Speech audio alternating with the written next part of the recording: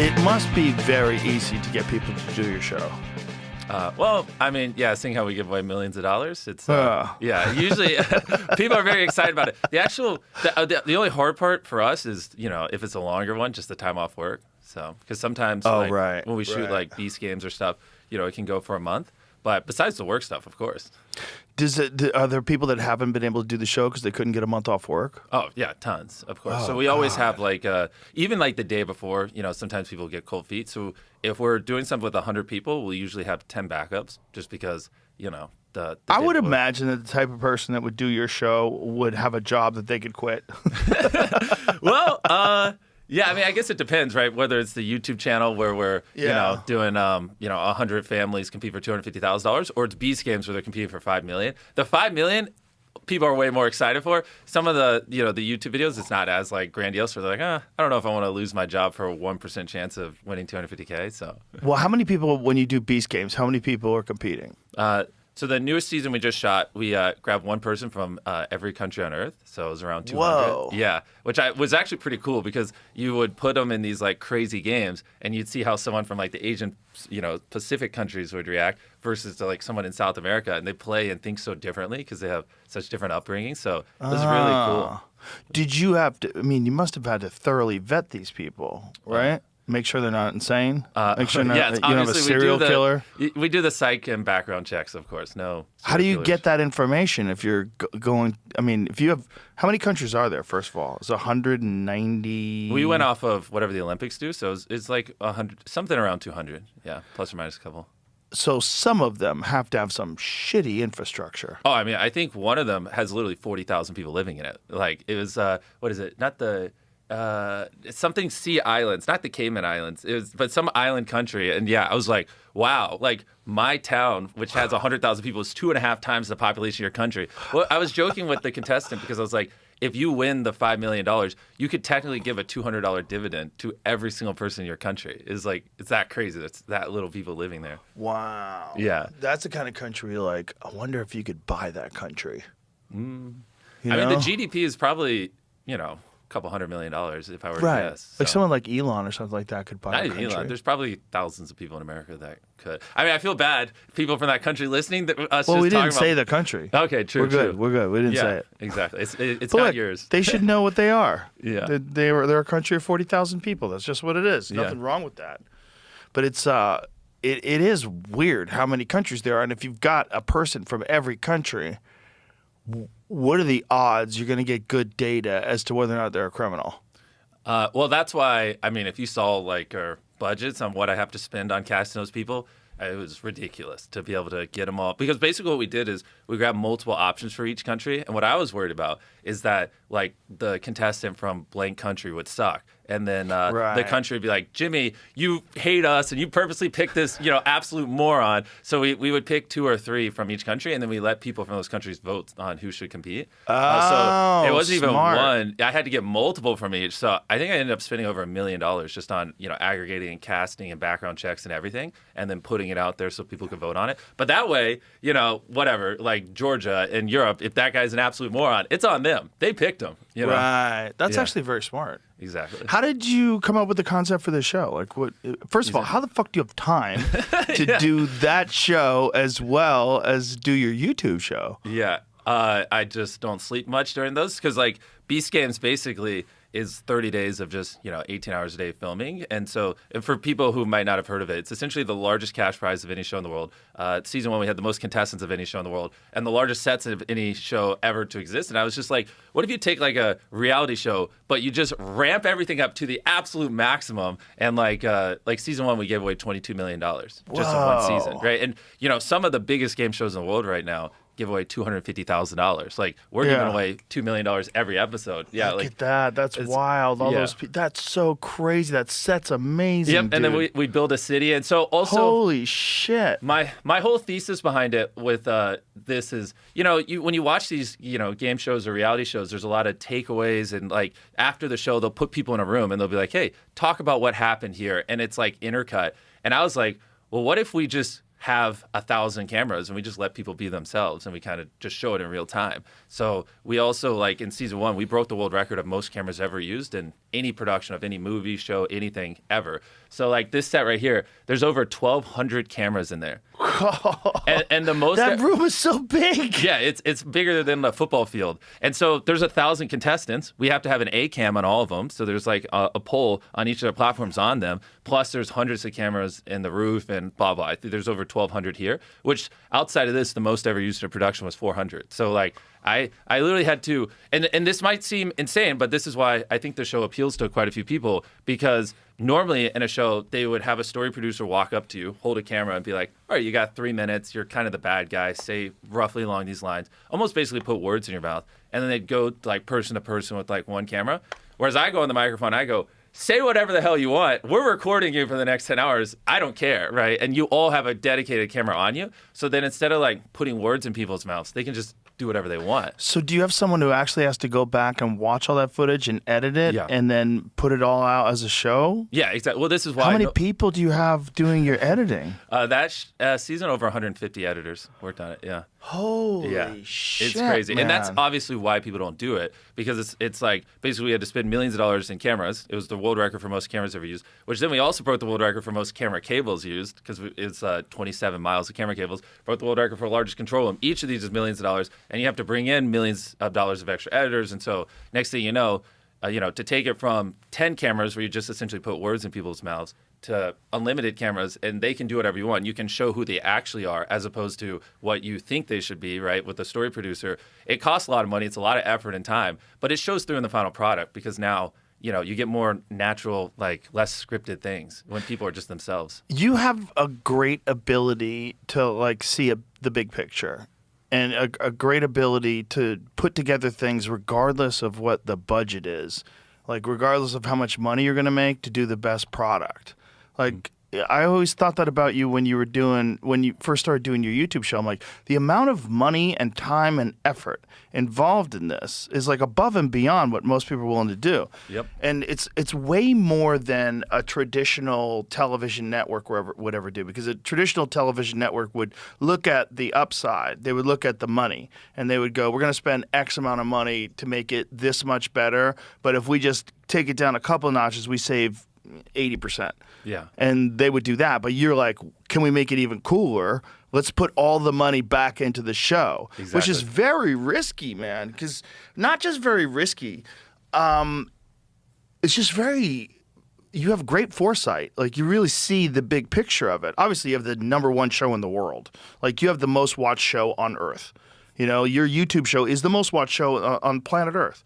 So it's obviously working. Yeah. But it's like that ability to make that set must have been bananas. That is a fucking enormous building. Yeah. Did you have to build the building? No, so that's in Toronto, but it's basically an airport hangar. I mean, we spent months trying to figure out how we could make this. That also is like 1,000 trap doors, because every single one of those, the trap doors open when they get eliminated. So that set alone was like $15 million. I mean, it was crazy. Oh my God. And thousands of people's time and stuff like that. It's actually, where we film Beast Games, is actually a pretty big deal, because it creates so many local jobs for people. So, I'm sure. Yeah, like there, it was like pretty wild. Every time. Can you say where you film it, or you keep it under wraps? That one was Toronto, Canada. Okay, yeah. Cool. And every time I'd walk around on set, people were loving it, because even though we filmed for 30 days, there's months leading up to it and months after. Sure. So it gives people like consistent work for 6 months, whereas like before they're going project to project every week. But yeah, back on the going above and beyond, that's kind of my whole thing, is like, why make content that isn't great? And we just ask ourselves, how do we make the best content possible, as opposed to, how do we make the most money possible? And when you just shockingly going with that approach, you just kind of make a lot of money. Yeah. And and also it's I tell my team all the time too, like a big difference between us and other media companies is, usually like people at the top will always shoot down crazy ideas or tell you it's not possible, like whenever you have like these crazy brainstorming sessions. And I tell the team, technically anything's possible. If as humans we really wanted to, we could technically blow up the moon with enough nukes. Now we're not going to do it because it's not worth the time and it's not worth spending the money. But you have to have that frame of mind. Everything's for the most part possible if you're willing to spend the time and spend the money. So before you do the work and just figure out what time it takes and how much money it costs, you can't say no to something. Because almost all the time, like we filmed in the pyramids, and I spent 100 hours living in the pyramids of Egypt. It was fucking awesome. And for years, everyone's like, they're not gonna let you, live in the pyramids for a couple of days. Like, that's crazy. And I'm like, well, why not? Like, did you get a no from the leader of Egypt? No. Then I'm like, well, technically it's possible, And after years of talking with them and helping them understand that, it's going to be more of an educational type video, and it's not like I'm not going to run up the pyramids and take my shirt off and be like a lunatic. It'll be really cool.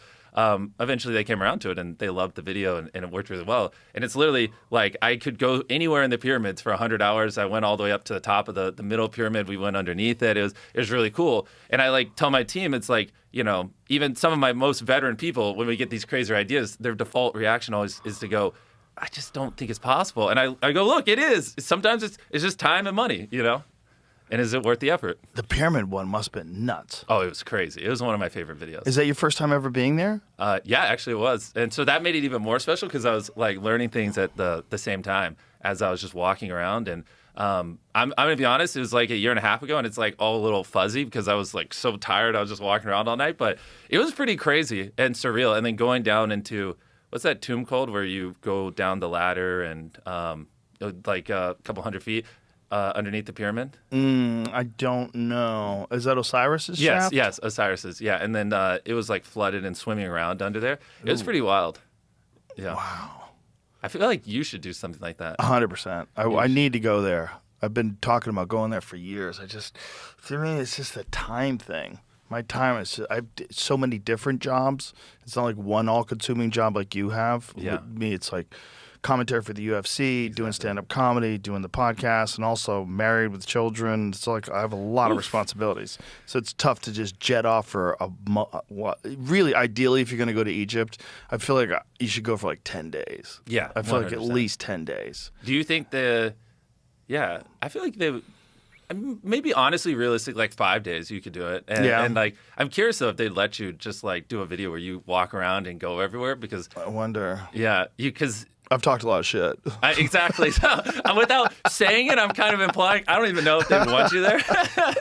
Well, I never have said anything bad about it. Yeah. I just think that the people that run it have a very narrow-minded perspective of how all that stuff was made, and I don't think they really know. And I think there's a lot of gatekeeping in terms of what the official narrative is, as how it was all made and who made it and what it's all about. That's why they're really hesitant to accept any alternative perspectives, because they have a timeline and they attribute all this construction, and there's a lot of evidence that timeline doesn't make any sense. Yeah.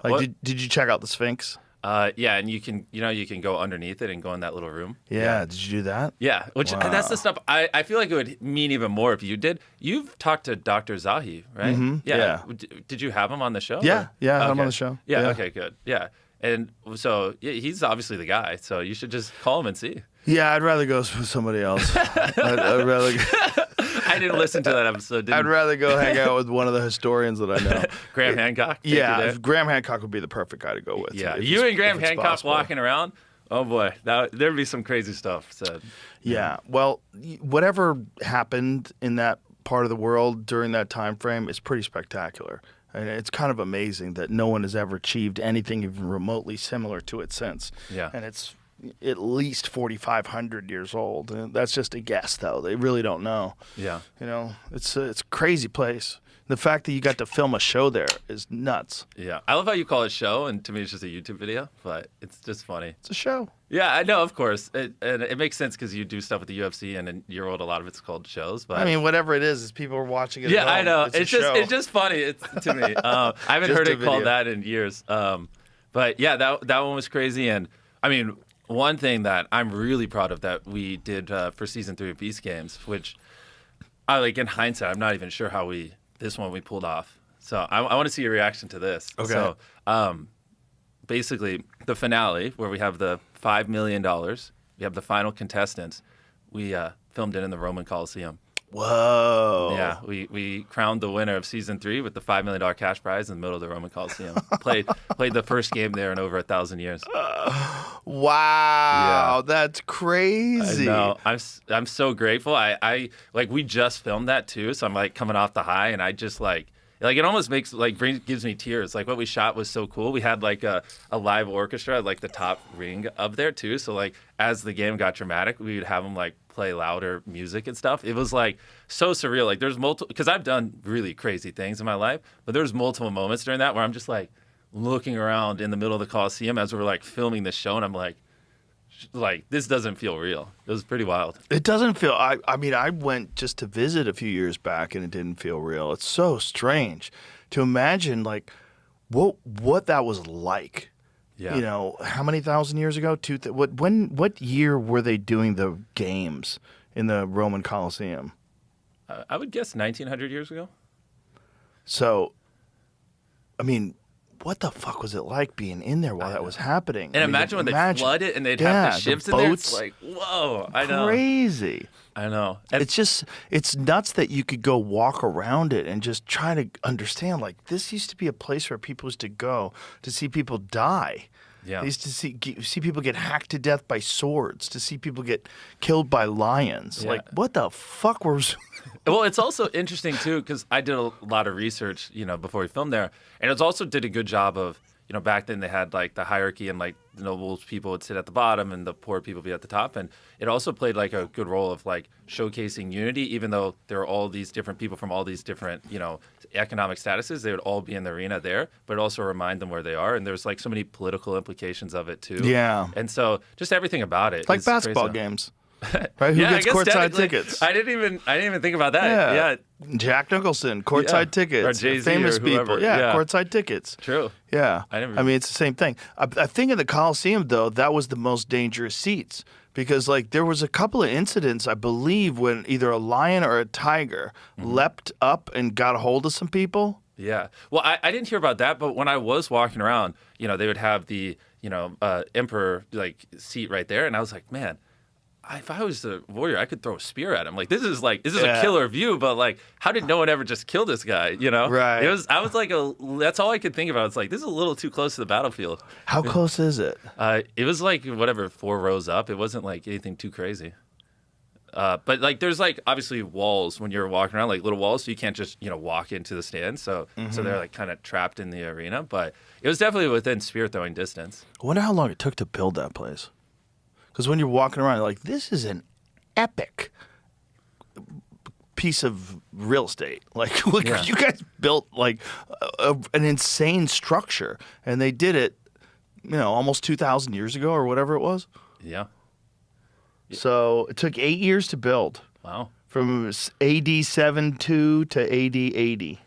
Yep. Wow. Construction started under Vespasian between AD 70 and 72.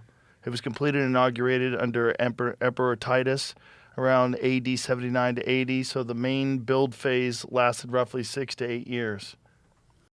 The Cup is down to its final matches. One trophy, one champion. DraftKings has you covered for every single one. The DraftKings app is now available in all 50 states and includes all markets, bringing the game straight to your fingertips wherever you are. From Florida to Texas to California, you're in on the excitement at the speed of sports. No matter where you're watching, you're always connected and in the game with one app. New DraftKings customers sign up with code Rogan, spend $5 to get $200 in rewards within 21 days. That's code Rogan in partnership with DraftKings. The crown is yours.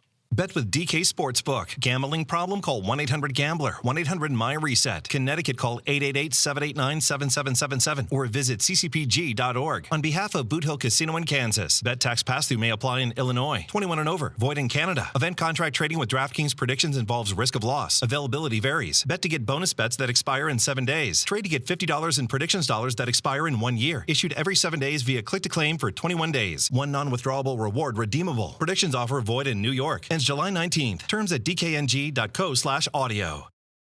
Yeah, it's fascinating too because I like to think of like something equivalent now would be like maybe SoFi Stadium. Like that's such a beautiful, massive stadium. And I wonder if like 2,000 years from now, would that still be there? You Right. know? Like the Roman Coliseum's like relatively still intact. It's pretty crazy. Yeah, that's what's crazy. Well, it's because it's made out of stone. All of our stuff, like cement, will rot out. There's no way cement lasts 1,000 years. All the glass, everything will just get absorbed back into the earth. Dang. Do you ever see that show? They had a show like, what was it on the History Channel or something like that, where it was After Humans, I think it was called, and it essentially showed how long it would take for cities to completely be absorbed back into the earth. It's not that long. Yeah. It's not that long. No, it's like a few hundred years, and there's nothing left. Wow. Yeah. Actually seems like a good show. Yeah, it was kind of interesting. You know, it was a while ago, so it was probably like shitty AI. It was shitty CGI. They could probably do it really good now. Yeah. But, I mean, if you go to Detroit, there's houses in Detroit now that have trees growing out of the basement of the house through the roof. Yeah. Like they've taken over the house, and nature is slowly but surely absorbing the building. And then skyscrapers are a bigger endeavor, but nature could still do it. It just takes enough time. That makes me, where my brain goes to is it makes me want to do a video where it's like, I bet you there's like a abandoned village or city that's been overgrown, and like doing a video titled like Last Human on Earth Simulation, and then like living there for a month or so and seeing what it's like. That'd be kind of cool. Kind of like the Will Smith movie back in the day. Right. Yeah. That'd be so fascinating. Like to, or maybe do it like with a contestant. Like, hey, if you spend 1 month, you know, in this like isolated civilization, like I'll give you $1 million or something, and then seeing how they like, you know, use, you know, 100-year-old buildings or something. I don't know. It's got my brain churning. It's not a bad idea, like an I Am Legend type deal. Yeah, but real, unscripted? Exactly. Right, real unscripted, but then also hire people to be zombies and haunt these people while they're I love sleeping. where your brain goes. You know what I mean? Yeah. Hire people, like CGI them up, scare the fuck out of people. I've been wanting to do that for a while, but I always get like hung up on like, okay, I can make some real zombies, but the problem is like, how do they kill them? And then, you know. Well, the other problem is what happens if you're not telling these contestants that zombies are coming, you're just trying to get a reaction out of them. What if this guy thinks it's a real zombie and kills one of the people? Yeah, well, we would tell him. I would have to say it's a zombie simulation, and you know, and then I'd have to set rules on here's how you kill a zombie. You don't use a sword. You use this foam thing, and it's lame, which is why we've never gone around to it. But if there ever was a way, I do think that would be cool to like recreate a actual zombie apocalypse and like let someone try to live in it for a week, because it'd just be cool, because everyone's exposure to this is through scripted shows. Right. But to see someone like truly live in an unscripted one where we build rundown gas stations and there's like food that like we would say this is set in the year 2060, so I'd have set designers and everything design it where it like only Laffy Taffy is still edible and stuff, and it was like a true recreation of it. I've always wanted to do stuff like that. You could totally do that. There's a bunch of abandoned towns. No, it's just the one thing we could never figure out is how does someone kill a zombie and it's not lame, right? Because imagine someone with a Nerf sword hitting a zombie. Ugh, now it's like, okay, this is fucking lame. You know? Yeah. Maybe a paintball type deal. Yeah, and that's where our head goes, because we have a different video, similar thing. But the problem with paintball and airsoft is then you have to wear a mask, right? Because you don't want people to get shot in the face, obviously, and then it kind of kills it. Unless the zombie masks was the protection. Yeah, we put it over top of the paintball mask. That's true. Poor actors. They're gonna. Or you just have instead of like a regular paintball mask, have something that's just a hard structure that is like the shape of your face. Exactly. So and you make paint it over deform top fits of it. to your face, and then you give them goggles, something clear, so their eyes are protected, and then you do all the makeup on top of it. Yeah. You know what? I should hit you up for these zombie things. I can. That actually would. There you go. Yes, exactly that. Yeah. That's perfect. That's an airsoft mask. That'd be pretty cool. I mean, oh, dude, that's actually dope. Look at those masks, the half-face zombie ones. Yeah, that's fucking dope. Like that would be terrifying, coming at you in the middle of the night. I mean, hey, if anyone listening wants to live in an abandoned town for 10 days while zombies try to kill you, I think we're onto something now. Now that I saw those masks, I'm like, okay, I like it, because that could be the zombies. Well, where my head goes, because the videos are so big, right? This is probably a $5-10 million project. I probably would build this abandoned city, I'm the last man on the planet, and it's like me there for some time, and then afterwards, like a couple months, like film right afterwards, film a video where I give someone $1 million, they live there for 10 days, but they have to fend off zombies with their friends, so then we can reuse the set location. Because if I'm gonna completely set deck basically a whole city, Oh my gosh, that's gonna be a monster. But yeah, if I did both those back to back, that'd actually be pretty gnarly and worth the effort. I think I like the idea now. Yeah. Now that I see those masks, and I think about like paintball or something along those lines. Well, what I'm picturing too is like ideally we can find a city with a skyscraper because I want like someone with the long lens pointed down of like someone picture them on a street. It's pitch black and they have like a fire and it's them and their 3 friends and and then they hear noise and zombies and stuff. Like those shots would be so beautiful. Like that it would probably be one of the most beautiful videos ever. And I'm picturing we put like vines like on all the buildings and stuff too. So if you wanted no one around, it's going to be hard because you're going to have to do it in an abandoned place. Exactly. And you're not going to get an abandoned skyscraper. Maybe. Unless you're in Detroit. Well, we also, it doesn't have to be in the U.S. We did a video 7 days in an abandoned city where there's like some place in Europe where there was a city that was like war-torn and stuff like that. And it had like hotels and tall buildings and everything. It was pretty wild. So Really? Yeah. And there's no one in it now? No one in it. But like tourists go there or whatever, place. but they let us close it off for a week. It was pretty crazy. Well, that's the place then. Yeah, I just wonder if they'll, it's a little bit of history there, so I doubt they'll let me go in and like set deck everything like crazy, but. And also paintball everything. Exactly, yeah. Well, with those masks, we could do airsoft, which would be maybe even easier. Well, actually, no, the problem with the airsoft then is the trust system. You don't know if they got hit, so paintball is probably more effective. Yeah, you need paintball. Yeah. You need paintball, and it needs to look good when it splatters against them. I just, if someone on my team's watching this, just clip the last 10 minutes of this and send it to the creative team. I got you guys. I believe in you. Is there another way to kill a zombie other than paintball that would be wild? Like, is there something else? Well, one thing we've been working on because I've always wanted to like do Hunger Games in real life as well. Is so like these like suits where you could electronic like laser tag where you could just shoot and then it just like lights up. So what about shotguns with bean bags? Because they use those for people to like take out. Like when the non-lethal loads, Yeah. they have like bean bags that they shoot out of a shotgun. The question I would need is like, if I shot you with it like 3 feet away, would you still be fine? I guess you could probably adjust the pressure and stuff where it's not. Not really. Okay, well. You could, but you couldn't vary it. See, this isn't Fear Factor. This is MrBeast. You just have to figure out an exciting way to kill them where it doesn't actually hurt the stunt people or whoever's wearing the masks, whoever pretends to be a zombie. It would have to be something. I was thinking light him on fire, but that's... Could you pull up the 7 days abandoned city video and just skip to some random part? I'd love for him to see like how it looks because that with what you're picturing, and that really would be something you can't find anywhere else. And that's what like gets me excited is when it's content you can't find anywhere else. That's typically a huge indicator that if it's done well, people like it. Have you seen the show From? I don't think so. No. It's great show, but it's about these people. Wait, look at that shot. Pause it right there. So that's just one random building, but you can maybe go to the intro or something if you want to just show them like, this whole place. Like, look at these buildings. Oh my God, this is perfect. Yeah, and then if you pause it there, those are all the buildings in the city. Oh, dude, this is the spot. Listen, the show starts at sundown every night. Okay. As soon as the sun goes down, that's when the games begin. Nothing happens until it gets dark out. Okay. Everything is in the dark. And these people have no idea when it's going to happen, when they're going to get hit. And so they try to get their sleep whenever they can. But you keep them awake during the day with tasks.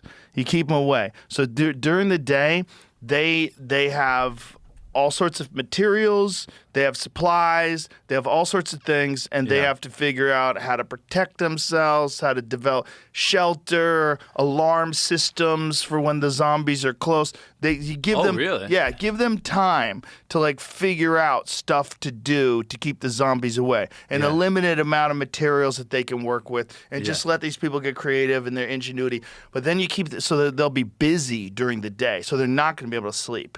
So at nighttime, when it gets dark out, then they don't know when it's going to hit. So you have these people sitting around, and it might be 7 p.m., 8 p.m., 9 p.m., and then 3 in the morning, shit starts 30 happening. zombies come in, and they got to shoot them all with paintballs. And they're creeping in. Yeah. Like they're creeping in. Bro, you're getting me excited. I mean, it would be so fucking cool to like let them build a structure or something, and then like in I'm Legend where he has to point the lights because they hate lights, but like at nighttime, like they'll have to we can hide lights throughout the city that they'd have to collect and then set up so they have good vision around their fort and everything. And then they have like, cycles where they take turns watching and stuff. Yeah. And then we only send the zombies out theoretically at night or whatever the structure would be. So they have chill time. Or maybe every night 40 zombies are unleashed. And then so they're like, they shot like 35 of them, but they're like, oh shit, there's 5 hidden around the city. So that day while they're walking around, they're like on edge, and the tension throughout the day would be phenomenal. Yeah, there's so many cool ways to do it. And, you don't have to tell them that the zombies are only going to come out at night.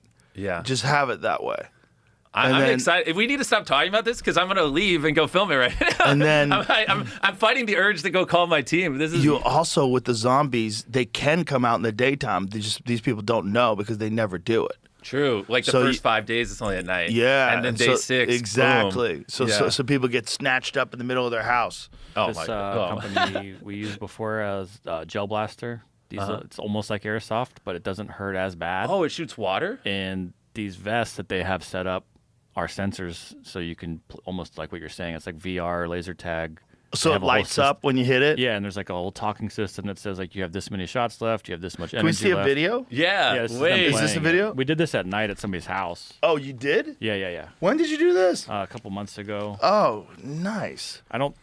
Oh shit! It's only coming out. Ah. Wait, actually, now that It's you bad music, but you pointed out, I have seen like Nerf gel blasters. I actually never thought of that.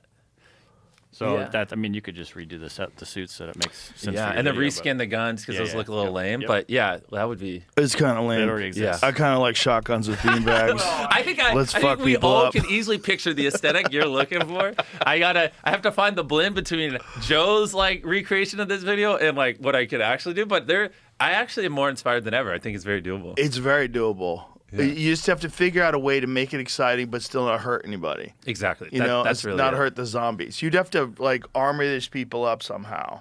I mean, well, the thing too is like, one thing that would help is like if the zombies were ex-Navy SEALs or something. Yeah. Then it's a little different than if they were like typical Hollywood actors and things like that. So I've learned for like some of these other things, like it's also who you cast to do it. Like Right. the Navy. If it was like Navy SEAls dressed up as zombies and I paid them well, they wouldn't care. It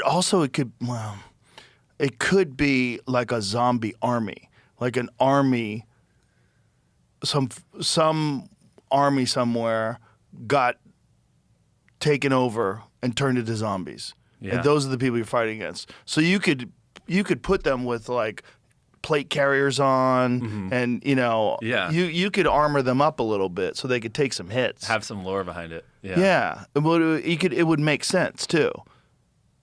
I'm sold. I just gotta find an abandoned city. Give them glowing eyes.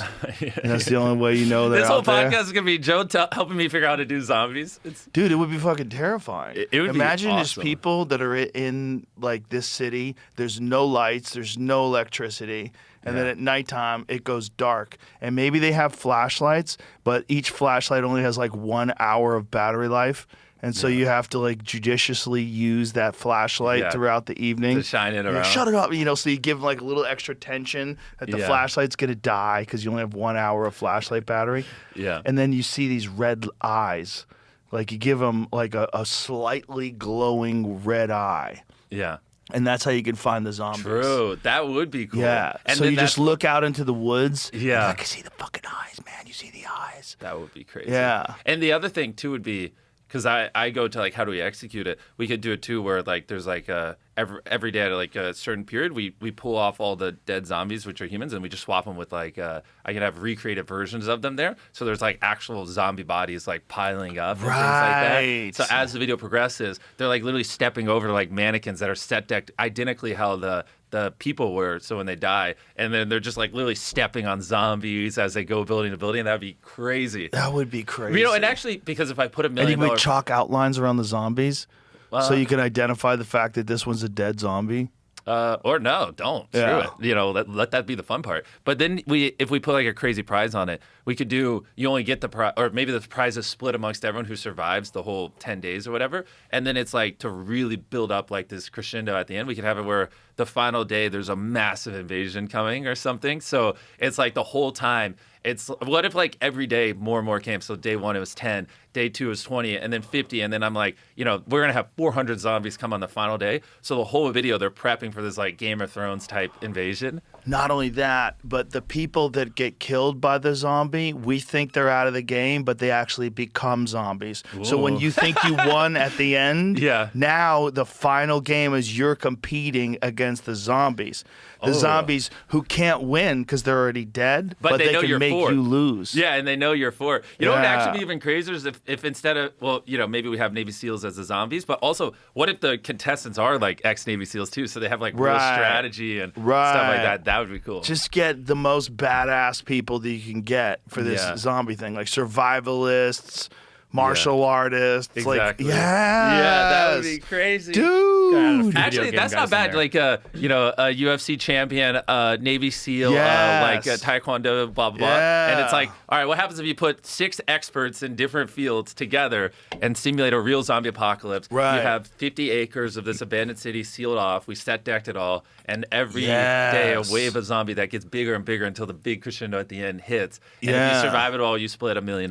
I think the really difficult challenge is figuring out a way to kill zombies that's not lame. Exactly. And doesn't hurt anybody.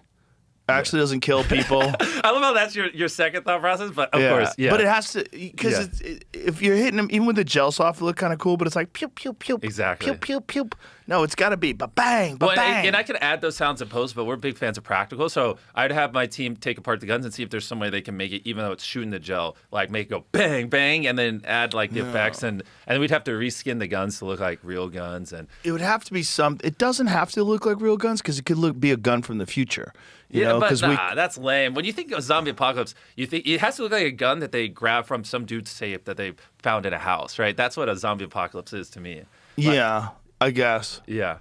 Yeah. So it would have to look like a real gun. So that's why I like the shotguns with the beanbags. And also with a shotgun, like, you're only going to get so many shells. Like, you like, as long as you don't have one of those big, like, Terran tactical ones that has actually a magazine, it can hold like 15 rounds. If you can, I think a regular shotgun, like a Benelli, what can you put? How many shells can you put in one of those? I think 6. I think maybe 6. Something like that is good too. You have a limited amount of bullets, and reloading is hard. We just got to find out. Like, maybe if it was like 20 gauge, maybe it was like 20 gauge shotgun, like bird shot with a beanbag. Maybe that wouldn't fuck people up, but it would make a big bang. Yeah. And you'd be hitting them. And if you could find a way to light up wherever they got hit, like if you could put them in some sort of a suit where when they get hit, there's like gel packs. There's no way you can shoot shotguns at people. Yeah. There's just not possible. Not a real one. You're so wrong. But here he's living in his utopia. No. I haven't seen his eyes light up like this in years. Let him have fun. No. The stuff goes to like a gun at a person. Okay, well, I don't know a lot about shotguns, so let's find out. I'm never gonna have someone point a real shotgun at someone else, but yeah. Yeah, you will. Trust me, we're gonna work this out. Oh, you want to help co-direct I'm gonna help. Yeah, you'll actually see in like the background of one shot, Joe, just like this. He's like, yeah. It's like the Navy SEAls are fighting off the zombie apocalypse. I want to be one zombie one night. Yeah, he's I'll like, sneak in. Everyone's like, who's that bald guy over there? That's just like, oh, fuck yeah. Shotgun damage on a zombie, you have to blow their head off, right? How would you? Oh God. Well, this is the don't question. Even get him started. He's gonna be talking about hit damage for 20 minutes. Forever. Well, it depends on what kind of zombie. Like Walking Dead zombies are so stupid. You get stabbed in the head with a pencil and they die. Remember, it was just going through the head because they would shoot them with those crossbows, and like crossbow wouldn't even kill a person. Like with those field tips, they're using field tips. This is basically like a pencil going through you. It's not like a broadhead. Like if you shot an animal with a crossbow, you would use a broadhead, which is a big sharp blade that cuts a giant channel through an animal. Gotcha. What those things are using is target points. Like that dude in The Walking Dead, it would drive me nuts because he would shoot him in the head. And it would just stick in their head, and then they'd be dead. It's so like, funny because get the fuck out of here. I watched the same thing, and I'm like, oh, that's cool. Different audience. Well, it's just all it takes is like one arrow to go into your head, and you're dead if you're a zombie. Yeah, like, totally. What? One arrow. The fuck is this is nonsense. Yeah, right, guys. Watch. Yeah, one arrow in the head, you wouldn't die. The thing is, humans have lived through arrows through the head like that, accidentally gotten shot in the head with a bow and arrow and with a field tip and lived because it basically just it's like a pencil going through your head. Really? The way people die from an arrow is hemorrhage. You die from massive hemorrhage, and it's usually because there's a blade. So like this is what the Native Americans used to use. But that's wide. This is actually, yes, Okay. that's an actual arrowhead. Yeah. But the thing about this is when it's attached to a stick, this is cutting, so it's causing hemorrhage inside the body. The little field tip doesn't do that. And the field tip wouldn't puncture enough veins where you just bleed to death? Maybe. Yeah. But most likely not. Really? I mean, if it went through your heart, yeah, you'd be dead. But if it just goes through like this side of your lungs and pokes out your back, you'll live. Wow. Yeah. Would you want to live? You would be in pain. It would suck. Yeah. It would certainly suck. But it's not like getting hit with a broadhead. My point is, I don't remember my point. But if I had a point, it would be there's got to be a level of shotgun that's what is the lowest powered shotgun available? It's not I know 20 gauge is light. I've used those before for like shooting clay pigeons, and I've used 12 gauges. You don't want to get hit with a 12 gauge, even if it's a beanbag. 410 bore. Smallest gauge, equivalent to a 67 gauge shotgun. Oh, here we go. Now we're talking. That's a bitch ass round. Oh, God. Let's see what that looks like. You're so funny. Shoot let's see what a 410 gauge shotgun or 67 gauge shotgun looks like when they shoot like it. a bullshit gun. It looks like it's gonna still hurt. No, you'll be fine. Okay. Can I test it on you? Yeah, just give me a plate carrier, and if you're gonna use a beanbag, yeah, because that's what I'm thinking. Like if you have a chest plate, so a plate carrier is What if they bulletproof. miss? Yeah, but what are you gonna hit? Everything you'll cover up. You'll cover up the shoulders and the arms. You give them like military style armor, like body armor, because none of this is gonna penetrate. So if it's a beanbag round, what it is just like it's basically a bag that's gonna like shoot out of the shotgun and blast you. But they're not lethal. Let me see what it looks like. I don't know which one I'm. Just go to a video. Just go to a video of lowest powered shotgun. Well, That's weird looking. That's cool. That one looks cool. That one does It's not cool. exactly what That's you're a looking for, revolver though. shotgun. Yeah, that's dope. I've never seen one of those before. Huge power, it says. Interesting. Yeah, the title is smallest but deadliest that's right. shotgun. Yeah, I think it's smallest in terms of like the size of it, not the round itself. Yeah, this isn't. I did ask for lowest powered, but that's not what people want to click on videos. I know, for. psychos. I feel like most people who buy shotguns are looking for shotguns that don't. Well, how kill about people. this? Look up 67 gauge shotgun. Oh, I had done that here. And does it show you a video of that? Okay, let's see what it says. Let me see what it looks like when it's shooting. This says it's 12 gauge. Oh, that's a big. Yeah, that's I'm trying to. Yeah. Also, they're like modified 12 gauges. That's a lot. I just don't. What the point? The shotgun isn't going to kill a zombie.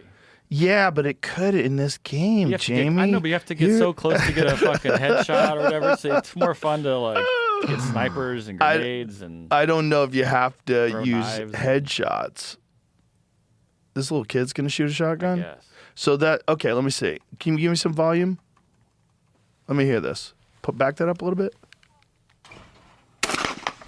Yeah, that's what we need. We need that kind of shotgun with like a beanbag round or right. a rock salt. I got it. The team, they're listening. They're on it.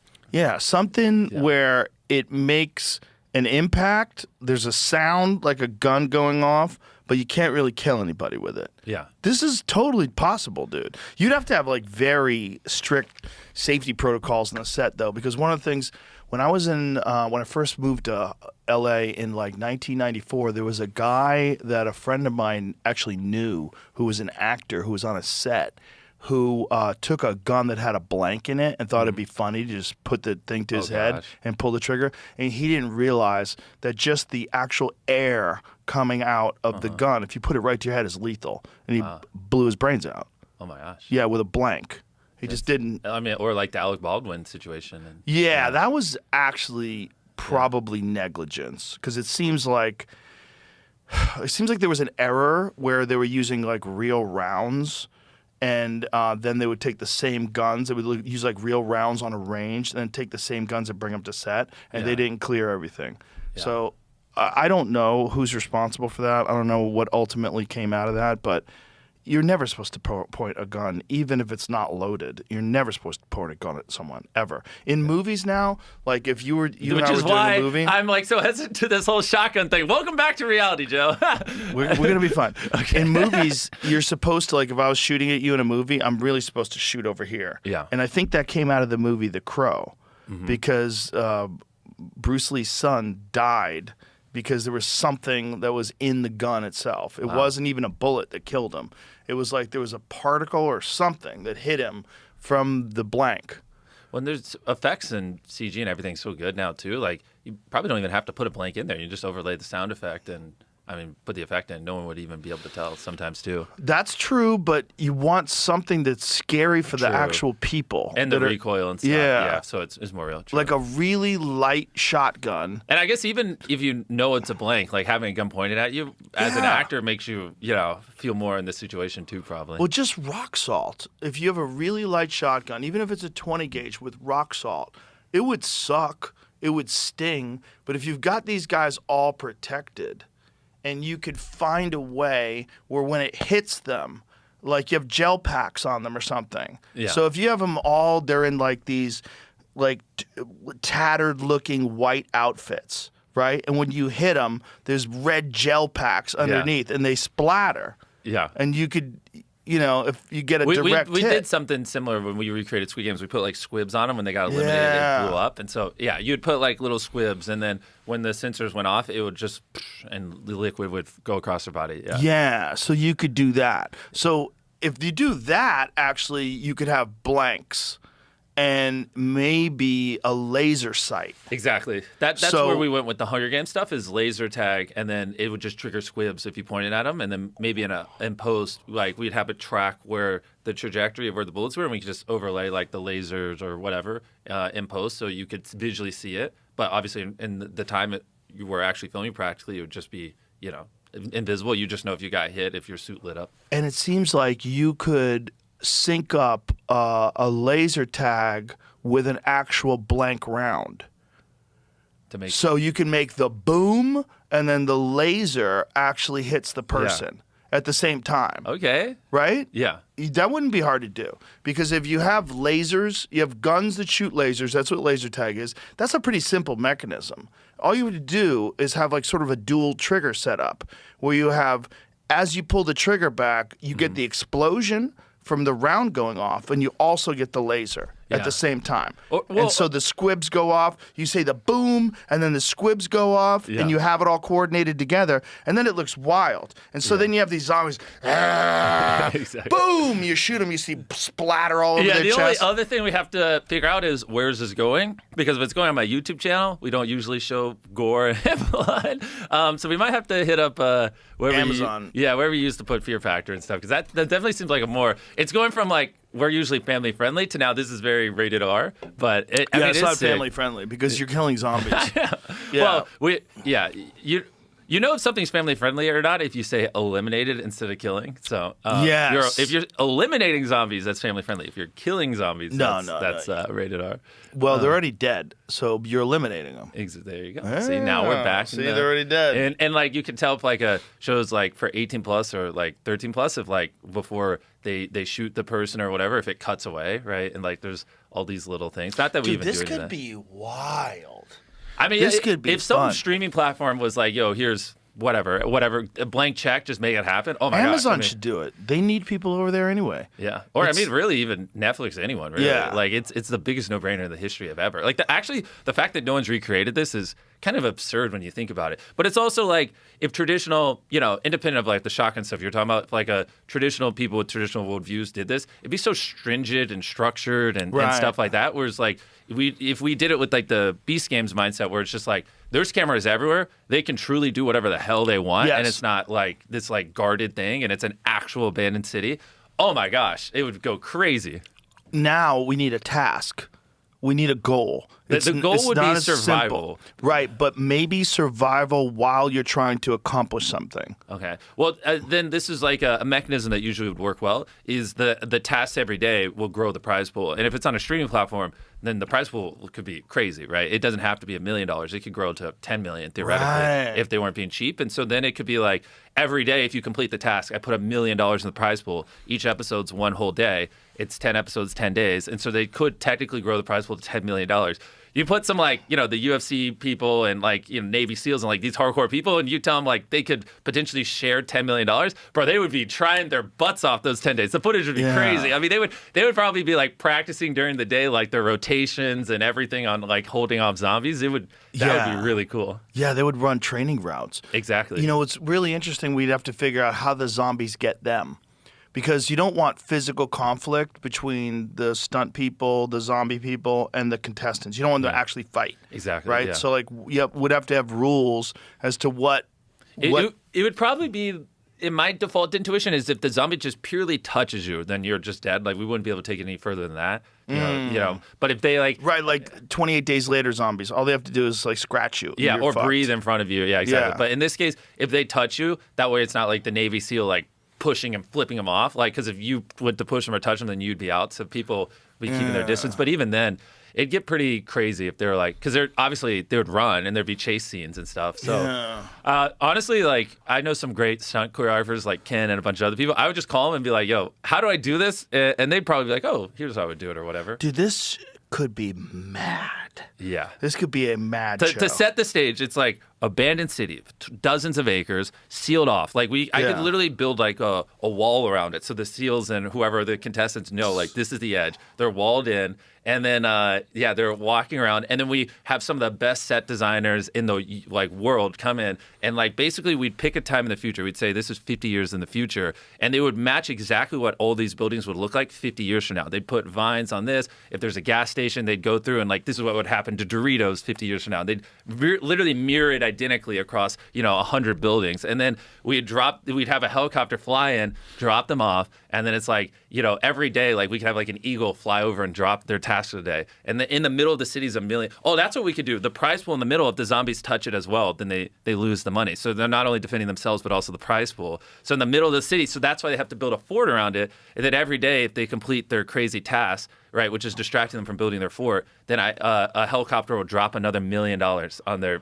prize pool. So then it's like, so episode 1, they complete the task before the zombies come at night, and then it's like I come in on a helicopter, we have a rope lowered down. $1 million is massive in ones, right? And then it unhooks, and now they have $2 million there. Like, good luck, guys. And if there's 6 of them, then it's like you're now, if you survive, are all winning over $300,000. And then, but if you grow the prize pool to $6 million without getting eliminated, you're all millionaires in 9 days. Bro, that would be crazy. Wow. And then, the zombies come in. We figure out the practical guns with the right sound effects.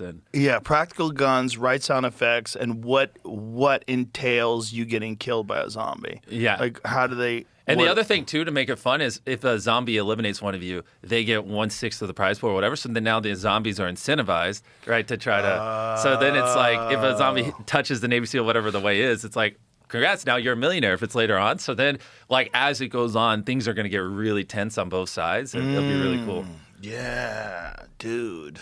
Because that's how you take it where people don't want to be zombies to now they're like excited to be zombies. They're like, ooh, I actually sneak up behind them and I get $1 million. People are going to want to be zombies anyway. True, because it's going to look sick. It's going to be sick. Honestly, I would want to be a zombie. That, just like imagine walking in a horde and role playing being a zombie. That'd actually be a pretty cool afternoon. It'd be so sick. It's total pitch black. There's no power, no electricity. You just see red eyes in the woods. Oh my gosh. While these dudes are sneaking in. And you'd have to have some sort of rules like how the zombies can move, whether they can run, whether they can, you know what I mean? Yeah. Because like we have to decide, are these 28 days later zombies that run at you? Yeah. Or these like Walking Dead zombies that are like kind of like... We'd probably start off that way, but they evolve with time. And I'm a big fan of like, usually when you have like people who are playing certain roles, they usually end up going rogue. It's really hard to get hundreds of people to do like certain things, like, in an unscripted sandbox environment. So we would have to constrict them in a way where like if we didn't want them to move past a certain speed, we'd probably have to figure out some way to put like a chain around their feet or something that physically wouldn't allow them to do it. Right. Or like if you have 300 zombies going, right, you can't redo it, right? Like if one of those zombies goes rogue and scratch, it's like, I can't reshoot the show, right? That's what's so high stakes about the things we do in a unscripted world. So we'd have to physically make it where they couldn't do things they're not supposed to do in a perfect world. Or if you have 300 people, if 2% go rogue, that's still 6 zombies going rogue, which is brutal. This episode is brought to you by Blue Chew. I'm sure you've heard of Blue Chew by now, but let me tell you what they've been up to. They've been on a mission to get you bricked up for years, and now the #1 brand for better sex. Over 5 million happy men have bought Blue Chew for better sex, and you know what? Girls love the results too. Their new 4-in-1 chewable Blue Chew Gold is for performance and passion. 2 ingredients maximize blood flow for stronger, longer-lasting boners, and 2 get you in the mood. It's designed to dissolve under your tongue for fast results. They are #1 for a reason, and we have a special deal for our listeners right now. Buy 2 months of Blue Chew Gold and get the 3rd free with my code Rogan. You'll also receive free overnight shipping. Visit BlueChew.com for more details and important safety information. This ad and the products being advertised are intended for a United States audience. Yeah, it is brutal, but I think with proper planning, if you really sit down and plan out what the zombie's task is, what it means, and like what these people are doing, and what goals are they trying to achieve while they're there and while they're defending against zombies. You got to give them stuff to do during the day so that they're fully occupied, so they can't sleep. Okay. It's really important. Like, the more they do during the day, it optimizes the amount of money they can win. Like, as they complete tasks, if they stay alive, they have a higher threshold. Whereas if someone just fucking sleeps all day and doesn't get anything done, even if they survive, they can't make any money. Yeah. I get what you're saying. You know what I'm saying? And that works if these are, hardcore like people. So it's good. Like if I had normal contestants, they'd be like, "Oh, this is horrible." You want that though. Yeah, you want people to bitch out. You want a few people to quit because there's always going to be people that won't quit. Me and you are held to different standards. And if I did that, there would be maybe 10 trillion articles written about how I'm the most evil man on the planet. But if I made it too hard where people couldn't sleep or whatever. No, listen, you can't read those articles. Fuck those people. Yeah. You just got to make an awesome show. Yeah. The awesome show is you keep these motherfuckers awake. And you make it so that they can choose to sleep if they want. Yeah. But there are tasks to achieve. And if you can complete these tasks, you have the potential to make a lot of money. But if you don't complete the tasks, you can't make any money, even if you survive. Bro, I'm sold. Amazon, Netflix, whoever wants it, let us know. You got to keep these motherfuckers awake so that nighttime is terrifying. Can you imagine seeing people sitting there with their shotgun? Exactly, just nodding falling out asleep. and opening their eyes and looking out and seeing red eyes in the woods ideally, like, fuck! We'd get a tight shot of their faces as they're asleep, and then one of the other guys would go, zombies, and you hear bang, bang, and then they wake up and they grab their gun. Well, that's a problem of people randomly shooting wild while there's other people around them. So it kind of would have to be blanks and lasers. Because now that I'm thinking about it, like, people are going to spaz out and accidentally shoot someone in the face. This is where... Especially if they're tired. I've done... obviously you did unscripted with Street Fighter, but I've done lots of unscripted stuff with lots of people. And exactly, when you're talking about the shotgun stuff, I'm like... there's just no shot in hell that we'd ever be able to. It would have to be like, but I love the Joe rounds, and we could do it in a way where we set that the guns where it looks really cool, and we could recreate the sound effect. But then Joe rounds, like those, it's essentially like the Nerf ones. Now I'm remembering them, like they're like water that explodes on impact. Those would be perfect, honestly. Yeah, but you want blanks because you want the bang. Well, you want the bang for the people, for the psychological effect, the fear. It's in the middle of the night. It's dark. You're making a bang go off, the flash of the bang going off. Yeah. And then maybe to avoid people being able to shoot each other, maybe at nighttime they're completely separated. Maybe at nighttime. No, you want them together. I'm telling you, like if they built a fort around the money, what you want in the shots is you always want people to be able to tell what they're competing for and like their why. And you usually, but you don't want to have to say it, right? You don't want to have to say, "Oh, I'm competing for this money." But if you have the money in the background of the shot, intuitively viewers will be like, "That's what they're competing for." So like a fort built around it where they have walls and they're standing on it and you see the money behind them in the shots, like intuitively to a viewer, you're going to instantly understand the motivation, and it's going to be it will just be so crazy, the shots. It'll be Maybe so it's like a super advanced game of hide and seek at night, where the people can't talk. They have to be very quiet, because the zombies have like hyper hearing. Like you give the zombies like Walker game ears. You know what those things are? No. It's like, do you ever go to a gun range? Yeah. Because you know you have those headphones. Oh, and that they you amplify. You can hear everything else way louder, but when guns go off, it kills volume above a certain amount of decibels. Yeah. So they can hear everything. So if you hear someone whispering like that, the zombies like will be able to key in on it. Yeah. They'll know where the people are, and these people have to hide from the zombies at night. True, because I guess the other thing is, if they built a fort around it, how would the zombies even get to them, right? 'Cause Right. now they're going to have elevated So walls. instead of that, you have people that are trying to hide. So you got these zombies slowly creeping through these abandoned buildings looking for people. Yeah, we'd have to get it too with them where the seals and stuff couldn't like lock doors or anything, right? Right. No locks. So it basically no like, doors have locks. That's what makes the hide and go seek so good. All the handles or all the doors are removed. Yeah. There's no locks. So every night, maybe we would brainstorm it more, but it would, theoretically, they all have to hide in a different building or something. They couldn't be in the same building. And then the zombies scatter across the city. And then wherever you are in the building, people have to be able to get to you. The zombies have to be able to get to you unrestricted, right? Yeah. And so maybe before we release the zombies, we'd have a producer just go in and walk a path. Like, all right, there's a factual path where you could die to a zombie. This is good. And then we'd let them loose to make sure there's no cheating. There's something.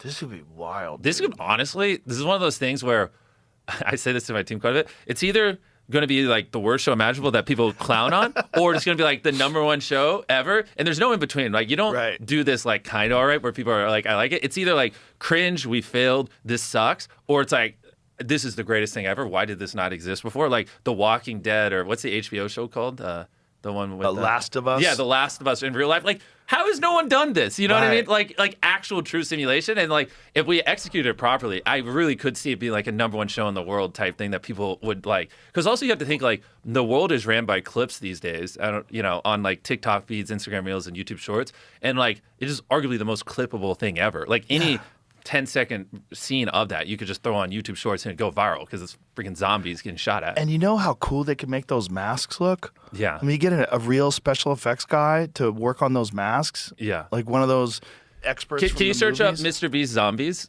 We have a video on our channel from like, I mean, God knows how long ago, 7 years ago, where we did like make like a mini zombie horde, but not like in a simulation like this, just for fun to see how people in public would react. And like it looks disgusting, the things they were able to do. It's pretty crazy. Yeah, modern special effects and makeup artists, they can do amazing stuff, man. Wait, if you could find like a close up of my face, or like it was like crazy.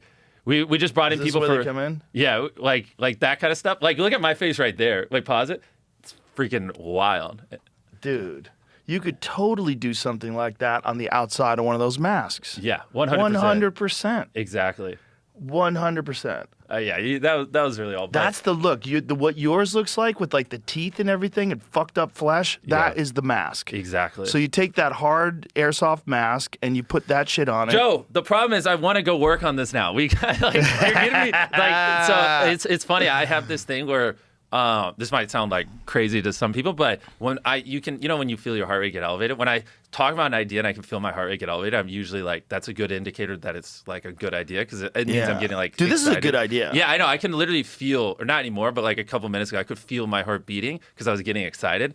And it's like, that usually almost always correlates with people, because if I'm getting excited talking about it, you have to think like a lot of things right now are, because of TikTok and Reels and stuff, they go viral because of word of mouth. And so like if just talking about the idea gets someone excited, then that usually means like a lot of people are just going to talk about it. And if a lot of people are talking about it, obviously a lot of people watch it. And so that's why I call it kind of like the heart rate effect. Like that's like my #1 signal that like people are going to talk about this and freaking love it if we do it right. I can see it. Yeah. I can see scenes. I can see darkness starting to settle in on the town. Yeah. And I can see the people like trying to figure out where to hide and what to do. And the eyes at night, that was genius too. Yeah, dude, I could see the eyes. Well, and it's interesting because it's like combining the Venn diagram of us, right? You're kind of representative of the very like, I don't know, you're like just ability to really think deeply of like what makes it fucking cool and you're really hyper fixating on what makes the zombies cool and like the realistic nature of it, and I'm hyper fixating on just kind of the overall set design and things like that. There's like a Venn diagram in the middle where we combine like the two like obsessions and it really like merges together to make something beautiful. Yeah, man, and you could also have like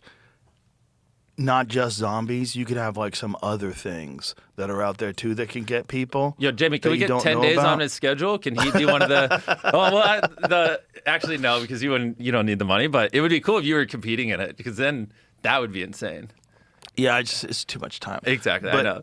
Just cancel some podcasts. I like the idea of it, though. How about never mind. You pick them up in the car to take them to a podcast, and they're like, oh, whoops, we're in an abandoned city. Oh, here's your shotgun you talked about a year ago, Joe.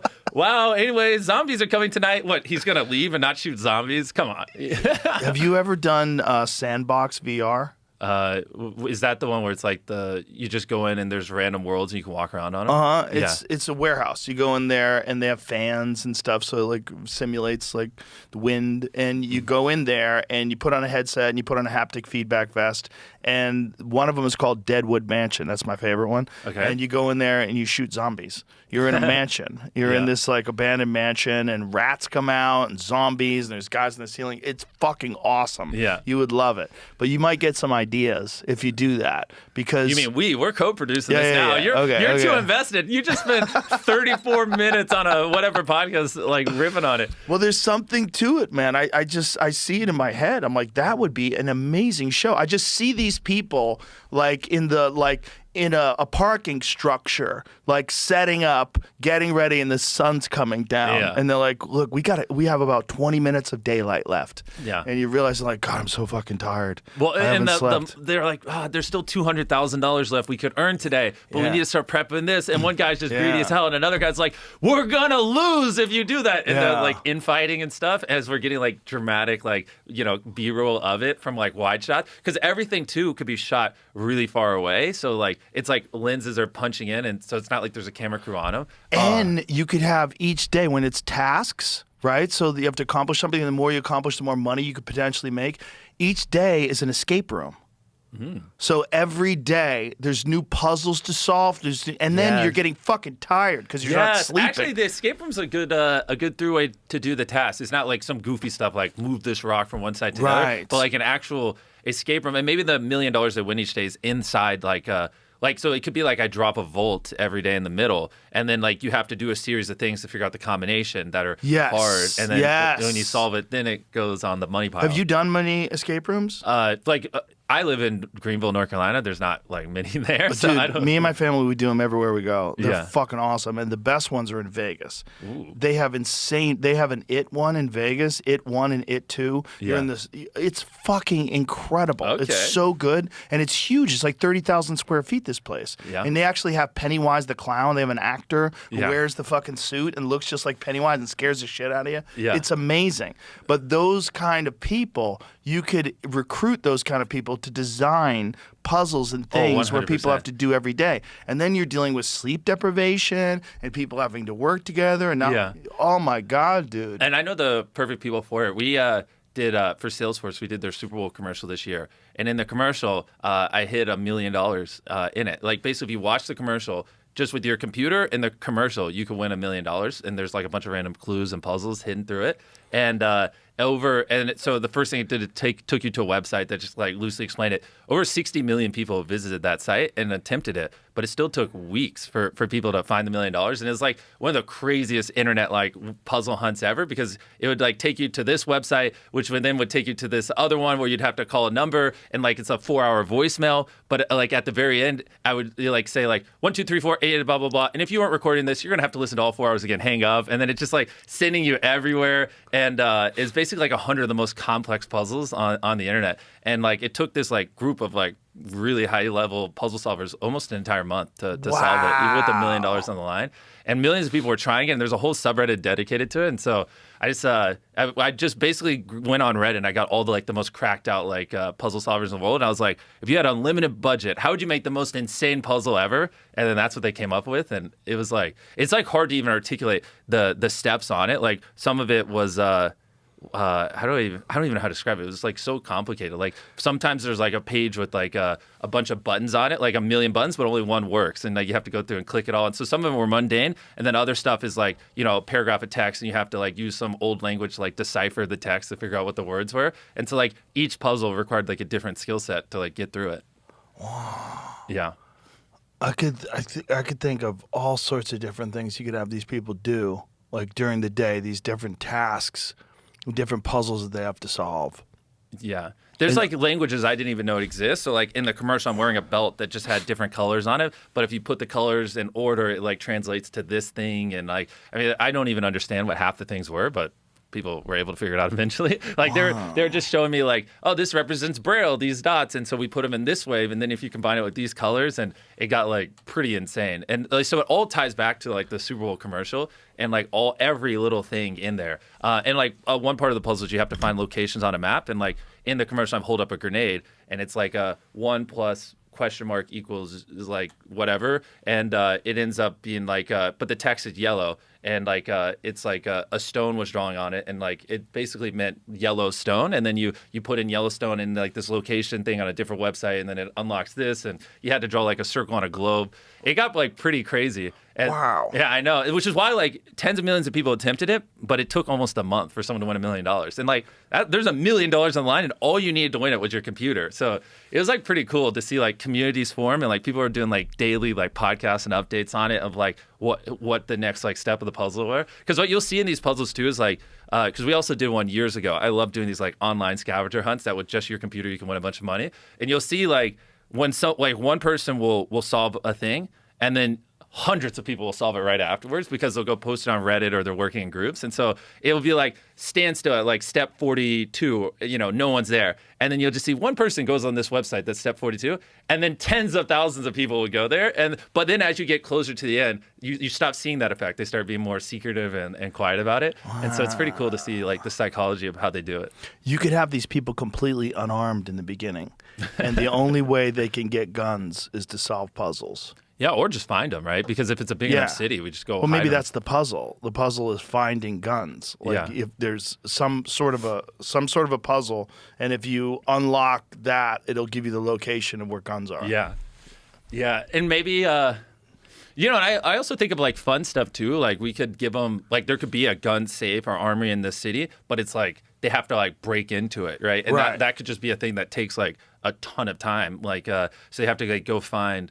Maybe one of the contestants we make sure is like certified in like explosives and stuff, and they have to like, oh no shot of stream platform would be okay with this, but it would be cool if we let them like, there's like mixtures and stuff to make a bomb hidden throughout the thing, and they have to go find it, and he makes like a mock C4 and puts it on it, and and then that's how they get in the gun safe. But maybe it's more like what's that, hacksaw or whatever, and it's like we get a safe where if you hacksaw it for like 10 hours, you can like break the lock on it and get in. So then someone just has to stand there and hold it. Or you give people a stethoscope and a book on how to crack safes. True. And you have them like click, click, click, click, click, Yeah. have them try to figure it out. Yeah, and someone's just like there for like 2 days straight. But then if he gets in, it's just straight loaded with ammo and stuff. So it's like because a risk reward. There are old school safes that you can do that to. I don't know if they can do that with the new ones. Yeah. But if you have like an old school safe where you can actually hear the tumblers turning. Exactly. Click, click, click. Well, we could also just build the lock. I mean, the beauty with the team like ours is like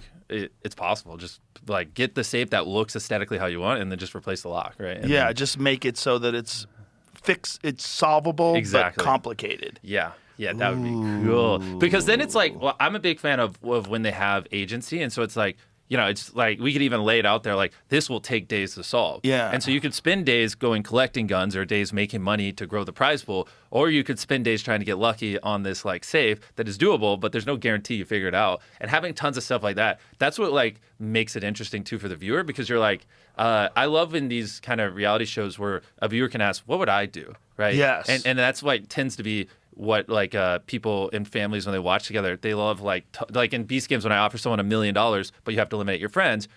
Sometimes people turn down the $1 million, sometimes people take the $1 million and eliminate their friends, and like that's an interesting thing to go. Well, if I was in their spot, I don't care. Like it's $1 million.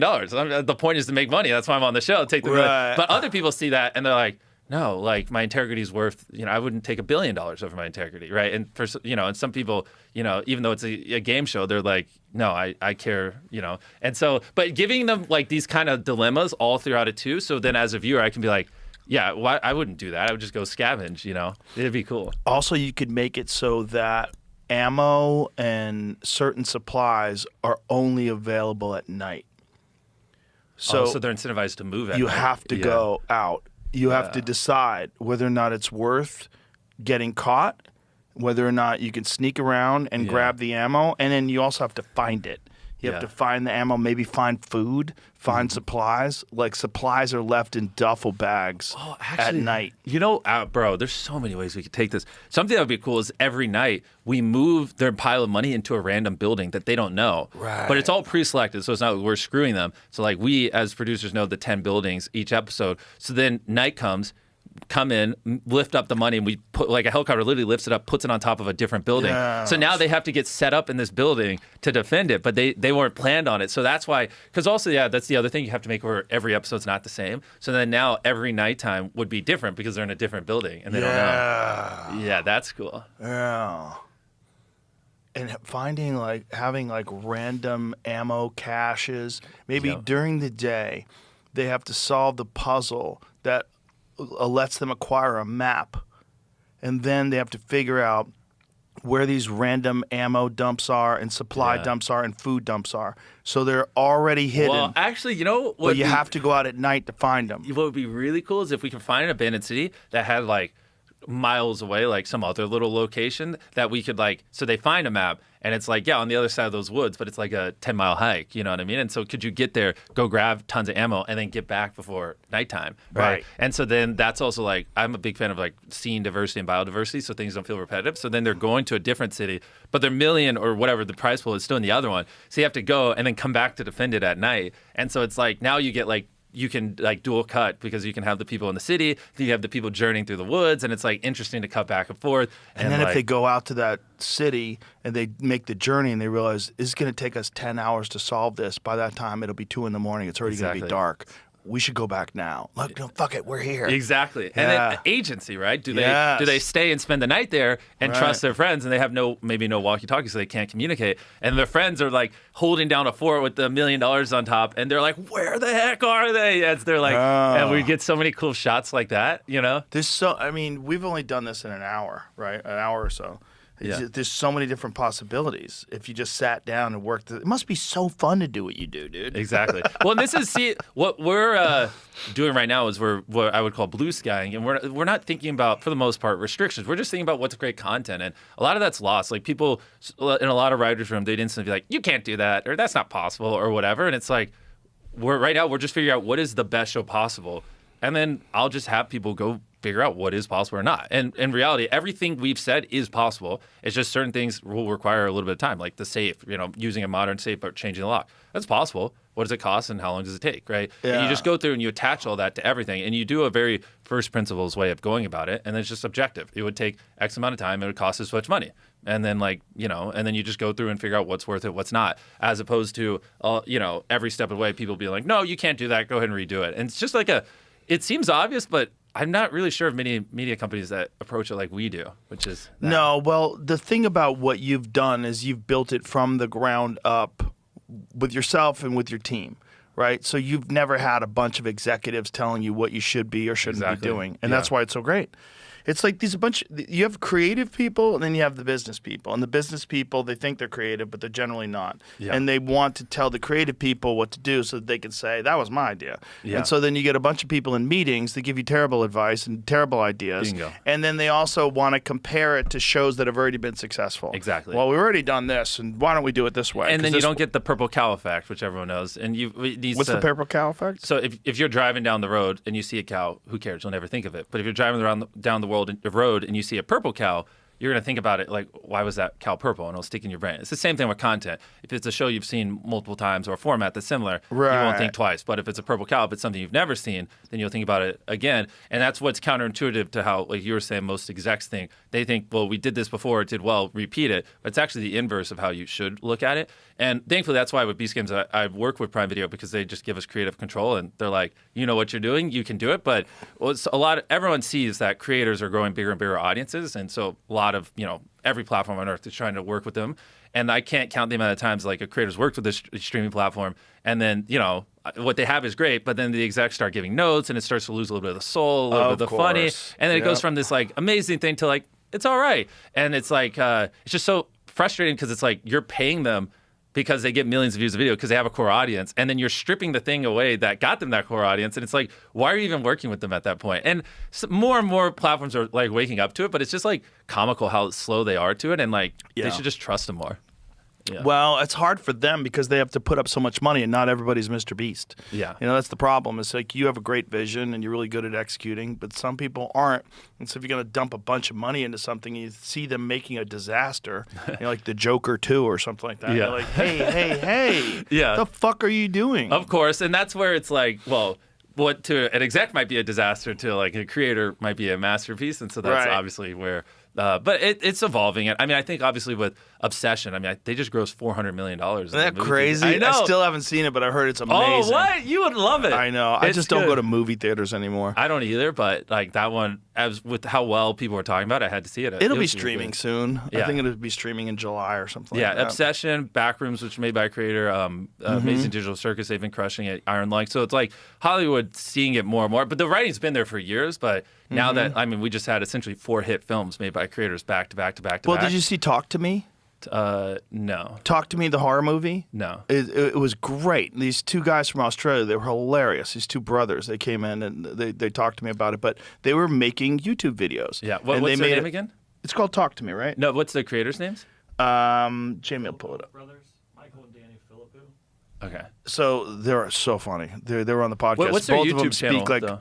a million miles an hour. Yeah. I can't think of their channel. They're the Raka. Yeah, of course. Yeah, I've that movie is great. Have you seen it? No, I haven't seen it. No, it's really good. It's really scary and it's very original. Wait, when did you have the Raka brothers on? A couple years ago. Oh, right? really? 2 years ago? Yeah, they talk fast as hell. Dude, they're just I'm like trying to corral them. It's like, hey, I don't know what the fuck they're super cool guys. I last time I hung out with them, weirdly enough, they're really into Uno, and I like competitive games, and I played a $1,000 game of Uno against one of them. And so we filmed it for like a little short for them. And I lost, and I was like, okay, well, at least this will be funny. And then after they leave to like go back to Australia, they're like, fuck, the SD card's corrupt, and I was like, oh, what? So we didn't even get to upload it. So, but it was just funny because it was like we had this like mini set, and we were playing like a really intense game of Uno where we were like slapping cards down. SD card's corrupt. Yeah, that's crazy. I know, it was like wild, and like we were like flipping desk and like going like we were just the most batshit game of Uno you've ever seen, and it's just funny. The kids game like taking over top. Yeah, those guys are super cool. Well, they made a movie about a hand, and so it's like this ancient hand that it looks like a sculpture, and it's got all this weird cryptic writing on it, and if you put your hand on it, you hold on to it, and you say, talk to me. Like all of a sudden you get possessed by something. And you're supposed to let go within a certain amount of seconds. And if you let go within a certain amount of seconds, you're okay. But somebody doesn't. Somebody doesn't let go. And it's I don't want to say anything more. Okay. It's really good. Is it like scary or just medium? Okay. Yeah, it's a horror movie. All right. It's fun. Okay. It's really good. My fiance loves horror films, so you'll love it. It's really well made. And it was like when I saw it, I was like, this is crazy. These guys are like super young guys, just energetic, enthusiastic, creative guys, just figured out how to make a horror movie.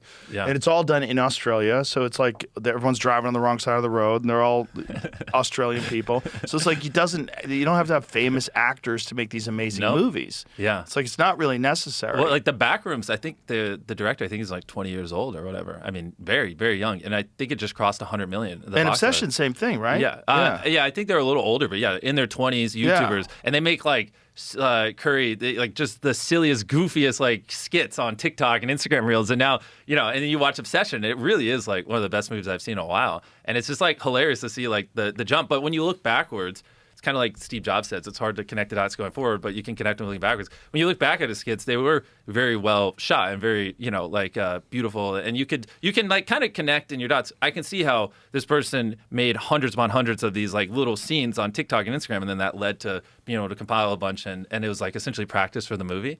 And it's just cool to see the progression of so many directors going over. And what's interesting though is, when you see these things happen, there's obviously a delay, right? Because producing films takes sometimes years. And so like now that you see all these hits, bang, bang, bang, coming out of the creator space over in traditional Hollywood, then you're not going to see the fact 6 months from now. But 18 months from now, I would bet money you're going to see dozens of other movies, made by creators. And obviously these people are going to get more funding. And because now everyone's eyes are being open to like what should have been open a while ago, but that this is what people are watching now. Like especially people under the age of 30, they grow up watching YouTube and they're spending, 2 hours a day flipping through sub 60-second vertical feeds of TikTok, Reels, and Shorts. And this is culture for them. This is their world. Like yeah. I don't watch besides Christopher Nolan. Like I'm not really going to a movie theater for anything. But when a creator drops a movie, I'm like, okay, like I want to see what they did.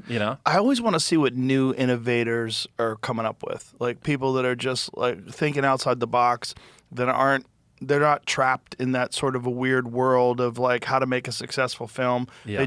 They have a creative vision and they're just trying to follow it out. And people are not limited to whatever genre you know them from. Just because someone makes like funny TikTok reels doesn't mean they can't make a great horror film. Exactly. But think about like Jordan Peele, right?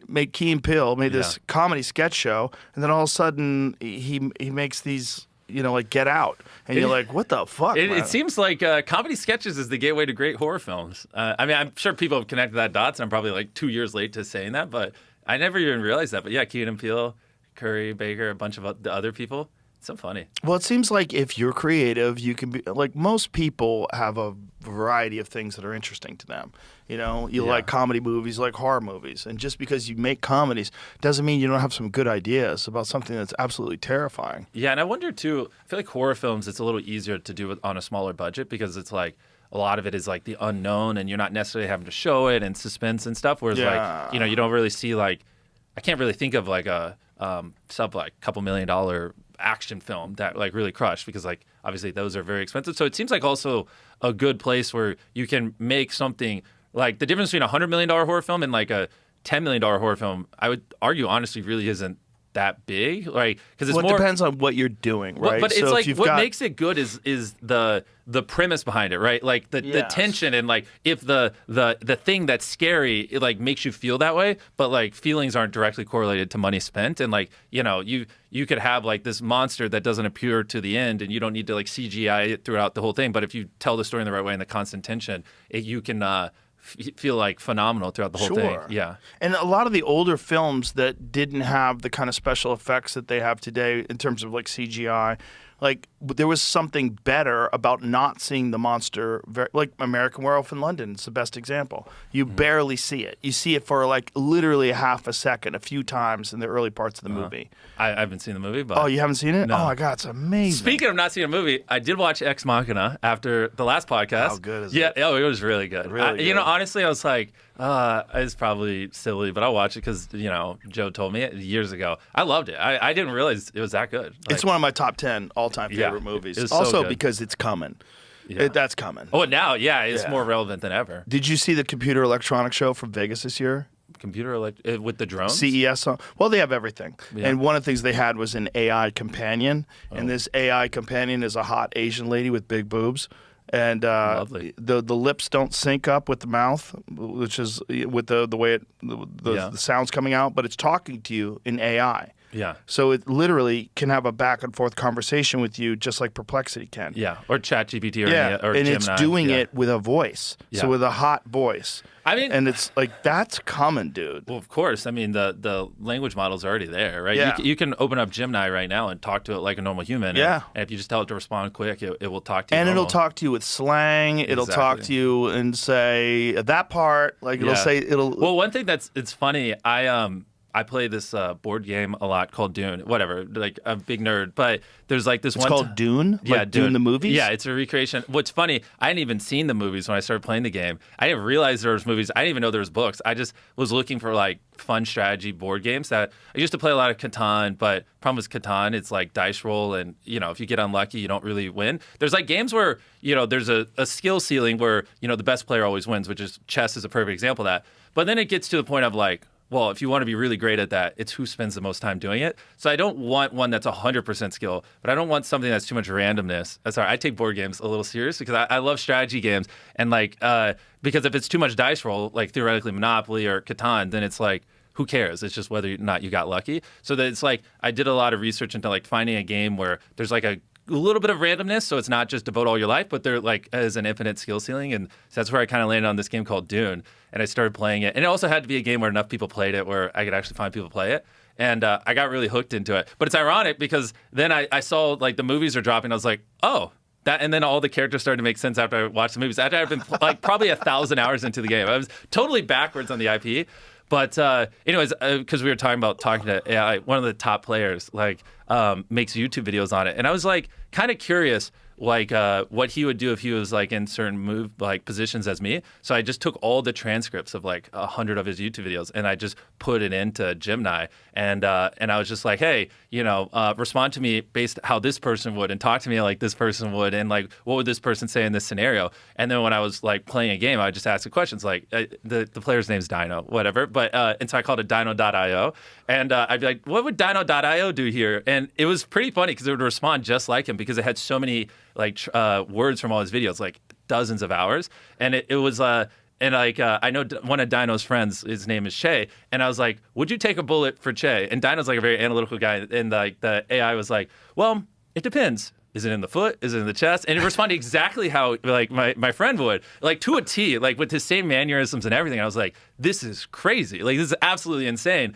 And then so I would put it where it was on a Discord call, and like Dino, we would be playing, and then I'd ask a question, and I'd be like, no, actually, Dino, don't say anything. And I'd ask Dino.io, and it would respond exactly how he would respond in most of these situations because it had so much like contextual relevance from all his live streams on his YouTube channel. And it was pretty crazy. And yeah, and so it was just so surreal. So talking about like the robot thing, I just wondered too if you put like a pendant around someone's neck and you just recorded them talking for like a week or two, and then you just fed that into an LLM, and then you were like, hey, talk to me like this person talks. Like you could have that, whatever Asian robot you're talking about, you could have it literally talk to you like some other human, right? Because it's interesting too, because I was like, hey, give me a breakdown of Dino's speech, and it was like, hey, 0.15% of his words are around 0.3% of what he says is like. It gave me like a full breakdown of like the last 100,000 words he said, what percentage they are, how he typically structures his things. Like if you put him in a stressful situation, he'll like kind of respond more like this, but if it's more chill, he'll use this vocabulary.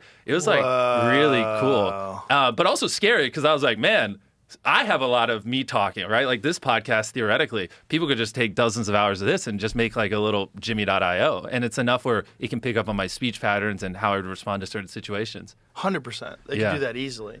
And then just put you in a robot, and now Jimmy lives forever. Exactly. Or you can just have your robot be whoever, which is like kind of weird, like ill. That would be very weird. You living with you. Imagine you have a robot, and you get the robot to do stuff around your house. Instead of hiring a housekeeper, you come home and Jimmy's vacuuming. Oh God! Or more cynic, or not even cynically, just sad. It's like, if you lost a loved one or something, and then I know, but that's Pet Cemetery talk. Yeah, but if someone's like really grieving, they might do it because they want some normalcy back or something. I'll probably feel empty and hollow, and even creepier. You have a robot that's pretending to be your husband. Yeah. Fuck off. That's crazy. I know, but it just. I don't know. These next few years are going to be crazy, man. Everything's developing so rapidly. And it's just, it's 2036 is going to be completely different than 2026. I know. Isn't that, there's never been a time where the future's so uncertain, where no one can give you a really accurate map of what 10 years from now looks like. The difference between 1930 and 1940, not much, other than world events. The difference between like 1600 and 1700, not much. Not much different. Maybe better boats, maybe better muskets. Yeah. The difference between 2026 and 2036 is going to be who fucking knows, man. I know, man. Full on Blade Runner. I mean, it's just like some of the people I see working on like, augmented reality glasses, and like where like there's animes where people get trapped in video games and stuff like that, and I could really see like with AI advancing and with more and more compute, where you could just put on a headset and live in a video game, and you could literally just generate whatever the world is you want, and literally like 10 years from now potentially just real time generate the video game you want to be in, and cater it to what you like, and just so many possibilities. And obviously with humanoid robots just skyrocketing, I mean, it doesn't take a genius to see. Well, with intelligence, computer intelligence getting better, and humanoid robots, all these just tens of billions of dollars pouring into it, someone's going to figure out how to merge them together. And yeah, I mean, 10 years from now, we're definitely going to just there's going to be humanoid robots and so many things that now would seem weird as hell, but 10 years from now, we'd be like, oh, it's normal. 10 years from now, you're going to have a show where people have to figure out whether or not someone's a robot or a real person. I would say 10 years from now, that would be 5 years from now, probably. 10 years from now, I feel like that would just be like, is this a rock or an iPhone or whatever? Like, no one would care. They're just going to be normalized to it, especially like younger people, like younger kids who grow up with ChatGPT and AI and stuff like that. It's like, it's just intuitive to them, to go use these things or as opposed to other means. And so it's just like as that generation, grow, once they become a thing, then give it a couple years for people to get used to it and normalize to it. And then, it's not going to take that long. Yeah, it's going to be very, very, very weird. Yeah, it is. It's like, and it's also like scary because you don't know the implications, like whether it'll be negative, positive. For some people it will be negative. For other people it'll probably be positive, right? Like if you're a VFX artist in media, you'll probably be able to spend more time doing cool stuff and creative work and less time like going frame by frame and like, like no one actually enjoys like rotoscoping someone's hair and like, so you can, remove a background shot or whatever. So like for certain people like that, ideally, it would allow them to, instead of you just, draw a circle around them and then it just collapses on them and AI just figures it out. So you're not going, frame by frame and drawing around their body and it does that. And you can spend more time doing actual like creative, fun work, and hopefully that's where it goes and not to the point where you just don't even need the person entirely. But it's like anyone's guess where like the puck ends up stopping, Yeah, it's going to be real weird, man. Real weird. It's going to be interesting. Hopefully we'll survive. But I mean, I'm an optimist. I think we'll survive, but yeah. I'm an optimist too, but I have a feeling that we'll have a different role in society. That's for sure. I don't think we'll be the leaders anymore. Oh, that far. Okay. Yeah, I think AI is going to take over most things. Yeah. Including government, including allocation of resources. It's going to probably restrict people's ability to make decisions because we're so destructive. I listened to your podcast with Mark Andreessen, and I do like what he said, or not like, but it's just interesting when he pointed out that like, AI is the smartest doctor in the world, is the smartest blank in the world, is the smartest of everything, right? And typically, billionaires like him would only have limited access to these high-level professionals in each industry. But now it essentially democratized that, and everyone has access to the smartest person in the world in each of these industries. And so it is pretty interesting because if it is not omnipotent, but all-knowing and knows all these things, like, it's like scary because it's like as a human, I'm like, no, I don't want it making those decisions. But if you like purely take emotion out of it, logically, it's like, well, would you rather a human with flaws that could do something fatally bad or this thing that has a lot more context and, knowledge and experience, right? You say you want an experienced person making a decision. Well, technically, this has the experience of everyone ever in history on the internet, right? So, but it's also, I don't even know, man. It's crazy. But hopefully, for the most part, right now, at least it seems like it's allowing people to do less like busy work and less things that they don't enjoy and focus more, at least in media, what I'm seeing, focus more on things they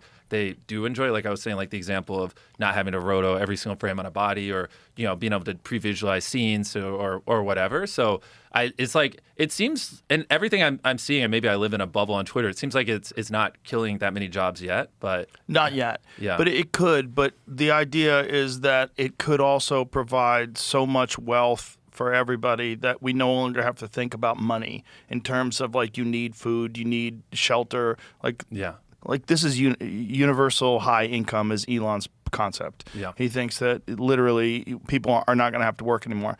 But then the problem with that is like then you run into human nature problems. And so we have to teach children how to pursue their interests rather than how to just worry about having a job to feed themselves. Yeah. And so then you have to give them motivation. So you have to explain to them at an early age that going after tasks, completing tasks, doing things that are difficult and challenging is actually exciting and fun. Yeah. And that's what you should generate. And then we're going to have to reward people based on that. And it's just to figure out like what incentivizes people to do things. Yeah. Because if they don't get incentivized, and then we also have VR and AR and games that you can play all day long that are way more exciting than real life.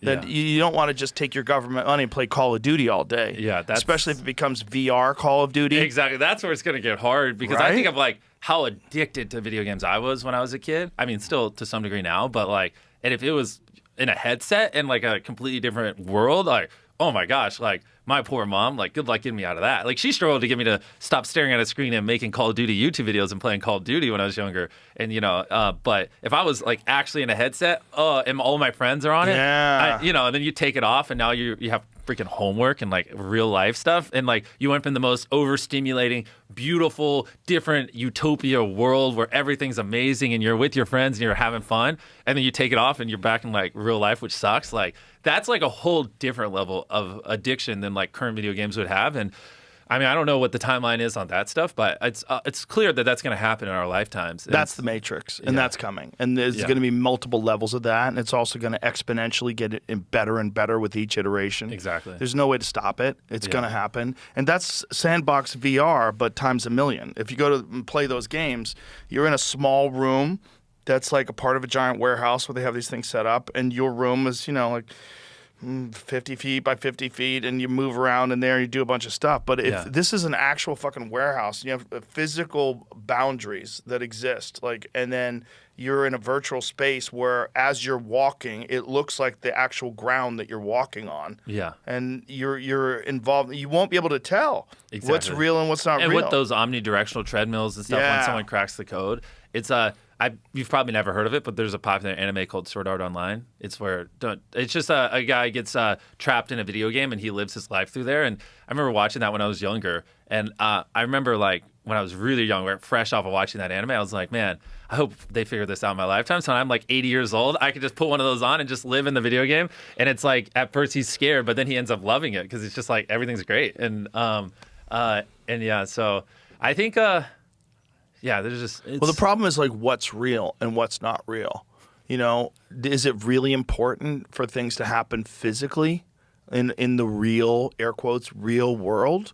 Or will it be just as fulfilling to exist in these virtual worlds? I remember when I was younger, I'd play, like, this game called Wizard 101. It's like World of Warcraft, like an MMORPG. And, like, there are definitely times in my life, maybe there were short periods where, like, when I was a young kid, like, my character in that game definitely mattered like pretty similar to like me in real life. Like I was really hooked, on that game. Yeah. And so like I could see it like, where people like look at people who've dedicated their entire lives to World of Warcraft. There's, probably hundreds of thousands or at least tens of thousands. And it's like, if you could recreate that same effect, people would feel that same way. Like well, if I'm 90 years old and I'm bedridden, like, I don't care. Put that headset on me. Like, I'm done. Let me just live it out in here.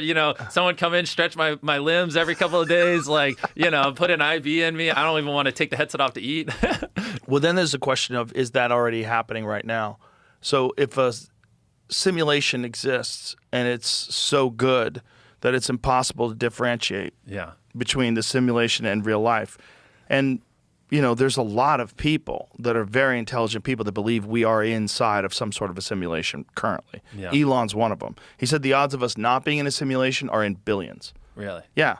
Damn. So something akin to a simulation he believes is running right now. So maybe we are in Beast games, Some me 1,000 years in the future. The 100th version of Beast games. With compute growing and growing, it's if someone figured out how to harvest the energy of a single star, then maybe that's what this is about. As we grow older, technology becomes crazier and crazier, and it reaches some sort of a tipping point while we're alive, and this is the end of the game. That would be crazy. Right? It reaches some sort of an event or it's horizon. Some actual civilization similar to us, but then they just wanted to, they lost, like how we lost a lot of our ancient history, they did too. So this is a simulation to see, how did we come to be with all this stuff? And so, if you're harvesting the energy of a sun and you have all that compute, look at what we're currently able to do with just data centers on the planet. Like, it's not far-fetched to think you could have someone put a headset on or whatever and simulate trillions of things. So not just that, but then there's the reality of the structure of the universe itself, like subatomic particles acting differently when they're observed the versus double not slit observed. Experiment. Yeah, so it's like, okay, what effect is consciousness having on reality itself? And are we limited in our senses and our ability to recognize the impact of it? And do we live in a siloed version of reality we're imprisoned by our limited senses of sight, smell, touch? Exactly. Like there could be way more weird shit going on around us all the time. We just don't have the ability, and that's what the simulation is. Exactly. That it's not as simple as like you show up with your lunch pail and you go to work. No, there might be some weird shit that's going on all along with consciousness. It's we did a video where we helped 1,000 blind people or people who couldn't see again with cataract surgeries, and I did think about that. It's like fascinating because if they didn't have other humans around them, they just would have never known that sight was a thing. Like if we as other humans didn't tell them, they just couldn't see. And so it is like, is there a sense that we might not be aware of that? A bunch of them, I bet. Yeah. Who knows? But that is like an interesting thought experiment, and like because like to those people, it was. Actually, a random memory I just got too. We also did a video where we helped 1,000 deaf people hear again, and a lot of them it was just giving them like really really advanced hearing aids, and that and they just hadn't heard in years. And there's this one scene we did where a guy had a newborn child that was like a couple years old, but was deaf since the child was born and had never heard his child, and so we put it in, and it like really really amplified sound where he could actually hear, and he hadn't heard sound in God knows how long. And then the first thing he heard is we had his child just say "daddy," and he like lost it. That was the first word he heard in years, and it was the first time he ever heard her. And I don't even know why that memory popped in my head, but yeah, incredible. that was like one of the most special things we've ever filmed was like that moment right there. I was like, wow, that's crazy. Yeah, we assume that the senses that we have detect everything that's around us, but we know that's really not true because they're so limited just in terms of our ability to see things, right? We see more things with a microscope than you can with the naked eye. Exactly. And we have no idea what the senses are missing. And all you have to do is ask yourself, if you were those people and you didn't have other people around you telling you, you wouldn't have known. Like you would have thought that was reality. And right. So it's just, I don't know if we'll ever know, but... Well, just think about the sense of smell, how weird that is. There's an invisible thing, and when someone farts, you go, oh. Exactly. You know? And like, yeah, this is kind of crazy. You'd have no idea. If you didn't have a sense of smell, you would just be existing just like everybody else. And then without a sense of smell, life is not that much different. It's different, but not that much different. Like everything looks exactly the same, but no one can smell anything. Yeah. But think of like gases and all sorts of like a gas leak in your house or weird shit that you smell, skunks, all that stuff you'd be missing out on. I guess if you had to get rid of one of the five senses, that would be the one. Yeah, exactly. Like I feel like that's the least necessary to survival. It would suck. Food wouldn't taste as good. Yeah. You wouldn't know if you had BO. Yeah. But for the most part, your odds of living don't really drop that much, and like your overall happiness wouldn't change dramatically. Yeah, the only thing that would be a problem is impact by chemicals. Like you wouldn't be able to smell like horrible chemicals that your body's like rejecting. There's certain things you smell, you go, oh, what the fuck is this? I got to get away from that. Because your body's letting you know, like this is toxic. Whatever you're breathing in is not normal air. Environmental poisons would be a problem. But other than that, regular life, if you lived in a contained, safe environment like most cities, most offices, most places that people work, it's not that big of a deal to lose your sense of smell. Yeah. But it's just interesting, though, because, I'm sure you see like a lot of your podcasts you do. Most people consume it through clips on social media, right? That's like their exposure to it. And most people consume most things through clips. Yeah, and what's fascinating though is clips don't have context on the time range, right? And like so like whatever a clip from the podcast we did years ago, I'll see on my feed or it'll just randomly start going viral. One of them now, and like sometimes it'll be things that like.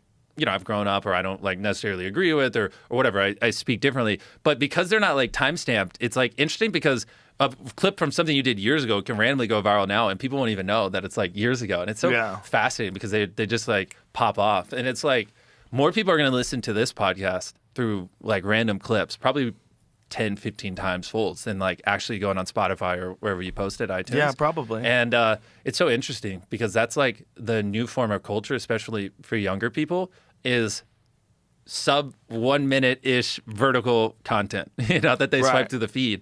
But it does inspire people to listen to the whole thing. And only a certain percentage of them will do that. But it's like that's a thing with sporting clips. Like you see the game-winning touchdown. You watch that. Probably gets watched more than the actual full game. I saw a survey of like 56% of people now prefer to watch a sporting event through clips as opposed to like the actual thing. Like they'll just get it on their feed. Well, I guarantee you that's the case with like the UFC, because I know for the UFC when they analyze the performance of a show, like how many people watched it on Paramount Plus versus how many people consumed it on TikTok, Instagram. Oh my gosh, yeah. It's many fold. It's like, you know, they get hundreds of millions of views on social media. Yeah, of different, you know, I haven't different watched fights, the fight live in a while, but like, you know, the White House one. I mean, I saw everything on my TikTok feed. I mean, I probably saw 150 clips of it, so I have like a relatively good grasp of what it looked like and what happened. But I didn't watch it live. You know, so. If you wanted to watch that one live, really, you should have been there. Like, that was when you really absorb how bizarre it was to actually be at the White House. It was very bizarre. The whole thing was very surreal. Like, me and Daniel Cormier and John Anik, there were so many moments, like, the day before the event where we're rehearsing. Mm-hmm. So we're standing by the octagon. I made a video of it where I put it on DC. It's like, the White House. What the fuck? And, like, I'm showing the White House. There's the cage, and then the White House is right there. Yeah, and the flyover and everything. Nuts. But see, that's how, when I was telling you about the Roman Coliseum before, that's how I felt. Yes. But I didn't get the, like... Well, you know, they were going to do Elon Musk versus Mark Zuckerberg in the Roman Coliseum, but it was going to cost $150 million just to secure the venue and set everything up. I mean... I could have hooked him up. Also, it would have been a terrible fight. Elon would have been destroyed. It would have just been a clown He thinks show. he's big, and so that's going to be enough. But Mark knows how to fight. Mark is like really into it. He trains all the time. I mean, he's obsessed. He brought this guy that I know, Dave Camarillo, who's a world-class coach, who's a Brazilian jiu-jitsu black belt, judo black belt, has been training him. Like, he's training with like he's very hardcore obsessed. people. Well, because I don't think he'd care if I told the story. Like, the first time I talked to him years ago, like, you know, we just shooting the shit, chatting. And then, like, at the end of it, he's like, yeah, you want to come train MMA or whatever at my lake? And I was like, no, but I appreciate the offer.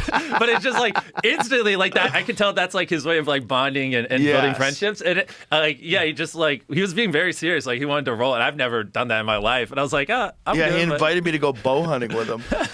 So it's definitely not fake. Like that was a one-on-one conversation. Oh, no. I know you know that, but a lot of people think he's just like puts on the facade or stuff. But like unironically, like our first time meeting, he's just like, yeah, let's hang out. Let's do like go roll on some mats and stuff. Like he was being dead serious. The way you could tell that it's not fake is watching him train, because there's no way he could be that good if he's not actually putting in the time. Yeah. Because even his striking, his jiu-jitsu, all that stuff is like, it's clear. There's many hours been spent working on technique to achieve this level of proficiency. I mean, he doesn't look like a world champion or anything like that, but he looks like a guy who's training a lot. Yeah. You know, there's no way you can't be enthusiastic about it and be be that. So he's definitely really into every it. time I listen to whenever you have a podcast and you talk about the UFC and stuff like that, it always makes me like, I feel that masculine urge to like go train and do it, but it's like, I wish I could fork my life and have like one where I keep going down this path of just grinding 18 hours a day and building all these companies, and then another where I could like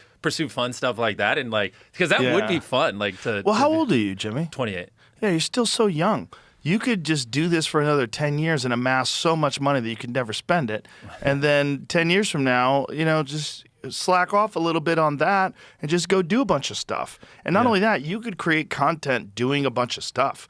Like MrBeast discovers the world. Like you could do anything, man. Yeah, I think you're so young. Like you have so much time ahead of you. Yeah, it's hard to even. I think you like, as humans, we like build the patterns and stuff. And I've been working so many hours every day for so long that it's like like literally like ingrained in me that it's hard to ever really imagine a world where like it shuts off, because you have to think like I started when I was 11. So basically now all I really do is just, you know, work, whether it's building companies or making content. And like another 10 years from now, that would be like essentially 20 years straight of like training my nervous system of like, this is what you do all day, every day, like constantly being war mode, obsessed with it. So it's hard to envision a world where I could ever shut it off. But you know what's interesting?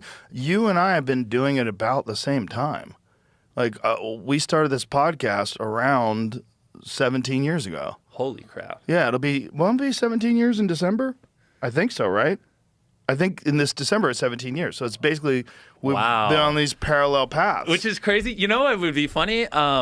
is if like envision like 17 years ago, you had 11-year-old me sitting here and then you sitting there and like comped it to today. That would be amazing. Yeah. Someone with AI is not going to do that. So what are you going to do? You're going to do a show on YouTube? Where'd you get this idea? YouTube. Did your mom know about this? Shouldn't you be in school? I'd be like, I don't know, it was such a like. How many hours a day do you spend waking on content? Hey man, go outside. Yeah. Go talk to a woman. I mean, back then too, I was so like introverted and self-conscious. Like I probably wouldn't have said anything. I would have been like, yeah, you know, because you have to kind of be a little. It's interesting too because it's like very accepted to be a content creator. It's like cool. People love it. It's like even parents now, like, you know, they're like, do it. And they realize that while being a content creator, you learn a lot of different skill sets and it teaches self-agency, et cetera. But back then, I mean, it was like, you're batshit crazy, very frowned upon. And like, so it's so funny to see how that changes because like, you know, it's the number one most coveted job in America right now. Like if you were to go survey like 100 random teenagers, a lot of them, a good chunk of them would say they want to be a content creator. Maybe not specifically a YouTuber, but between TikTok, Instagram, influencer, like, you know, like, and so it's probably the number one job that kids want. It is factually, yes. And so, but you know, when I was coming up, heck no. It's like, what are you, a weirdo? That's not a job. Like YouTubers don't even make money. How are you going to make money? You're going to be homeless. Yeah. And so it's so funny to see how it changes. Well, it's the same thing with podcasts. True. Back then, I would tell people I'm doing a podcast, and they would be sad. Like, oh, poor guy. Like, what the fuck's wrong with you? Used to be on TV. Like, oh, I'm having fun. You've fallen from grace. And it's so interesting, too, to see, like, you know, as like YouTubers and stuff first started getting big, like, they all use it as launch pads to jump to Hollywood. And then it's like the ones like me who are just like, who really cares? You know, like, just stay over here and focus on YouTube are the ones that are the biggest and, like, just believed in the future. This is the same as podcasts as well, because there's a lot of people that started off podcasts and then their podcast got a little bit of popularity and they went and did a show somewhere. Yeah. And it sort of stalled them out in the podcast world. Exactly. Because now you're working for the man, air quotes, and you're working for some studio or something like that. And split time and you're not as passionate and stuff. Yeah. Yeah. Well, and it's something I think about too, which is a message I feel like a lot of people need to hear because a lot of people don't realize that, not everyone can make tens of millions of dollars or maybe be as successful as like you or I can. But I do believe most people, if they, find something they like, put in a lot of hours, like a ridiculous amount of hours, consume, basically everything's available on the internet now. Consume all knowledge available on how to be good at certain thing and then, do 1,000 iterations on it. Then they can come out the other side and do it for a living. You know what I mean? Yeah. Like, I feel like but most people aren't exposed to that kind of, to be honest, rhetoric. Like they think still, their parents went to college, got a degree, that's how you get a job. And so a lot of people today, because obviously your parents educate you and teach you a lot of these things, and I'm not saying college is bad, just think it's the same pathway, and then they get in a lot of debt, and they don't fully realize that, if you just there are certain content creators that might blow up in 2 years, and there are others like me that take 10 years, and it's just like a distribution chart, and probably the average is somewhere in the middle, and you just have to there's no set time frame you can give yourself. But if you're surrounded with other people obsessed with the certain thing you're obsessed over, whatever it is, you put in 10,000 hours, and in those 10,000 hours you do 1,000 iterations, and you consume all knowledge available on it. It's like, the better you do it, the further to the right, like the 2-year mark, you'd be of being able to do it for a career. But sometimes it will take longer, and you just have to give yourself enough time in it, but eventually you can make it happen. And I think that just more young people need to hear that, really, because they just don't even really, the dots don't connect in their mind that's really even an option, right? Well, it's a completely new career path, right? And the only way that people really can get a map of the territory is from someone like you, who's gone through the very early days of it, and they could show, hey, not only is this guy successful, he's fucking hyper successful. Like, this is not a dream. Like, this is a possibility. You just have to figure out your version of what he did, and it's a process. But I would argue it's not even just for content creation. Like, if you wanted to be an accountant or really anything, it's like, just put in a lot of hours, do a lot of iterations, surround yourself with great people, and obsess over it. Stay focused, consume it, and then recognize, you might be like, oh, well, this person did it in 10 months. Why is it taking me so long? It's average and statistics. And just give yourself enough time frame. And, it's hard to, again, I'm not saying you'll make tens of millions of dollars, but if you want to do that thing for a living, if you follow those traits, it's going to happen eventually. Because you have to be process-oriented, not goal-oriented. The process is getting better at stuff. The goal of being financially secure comes with it eventually. But if you think, I want X amount of money, well, that's what you're going to think about. You're not going to something about the actual thing you're making, so it won't be as good. So you'll probably never get there. Bingo. Yeah. And this is one of the cool things about owning a comedy club is that we've set up the club so there's a real path. Like these people understand how you can become a professional. Yeah. Because becoming a professional when I first started was this very vague, weird thing. Like no one knew how it was done. Yeah. Like you went to open mic nights, you did open mic night. How do I get paid? How do I ever be a professional? Yeah. Someone has to ask you to go with them on the road, and then you wind up getting mentored by another comedian, which is nice because they usually need opening acts, and that's kind of how we did it. But what we set up at the comedy club, we have a real creative director, this guy Adam Egid, who is the creative director at the Comedy Store, the talent coordinator. He watches all the open micers, and he finds people that are good. We have 2 nights of open mic nights, and then we have Kill Tony. So we have Kill Tony, the show, which is every Monday, where these people pull a random name out of a bucket, and you have a chance to go Phenomenal up. show if people It's amazing. don't watch it. It's hilarious. The best fucking show ever. Yeah. And these people get to do 1 minute of stand-up, and if it blows up and they do well, they get to come back. And if they get to come back, then all of a sudden millions of people have seen them do stand-up, and now they're selling out comedy clubs, and they have real careers. And some of these people were just grinding it out. And, my friend Dedrick Flynn, he was out in Atlanta doing it, and my friend Ari Matty was in Estonia, and he went to Australia for 10 years, just grinding, trying to make it in comedy. Gets on Kill Tony, boom, now he has a career. It's incredible. And I don't recognize those names, but like as me, a case study, right?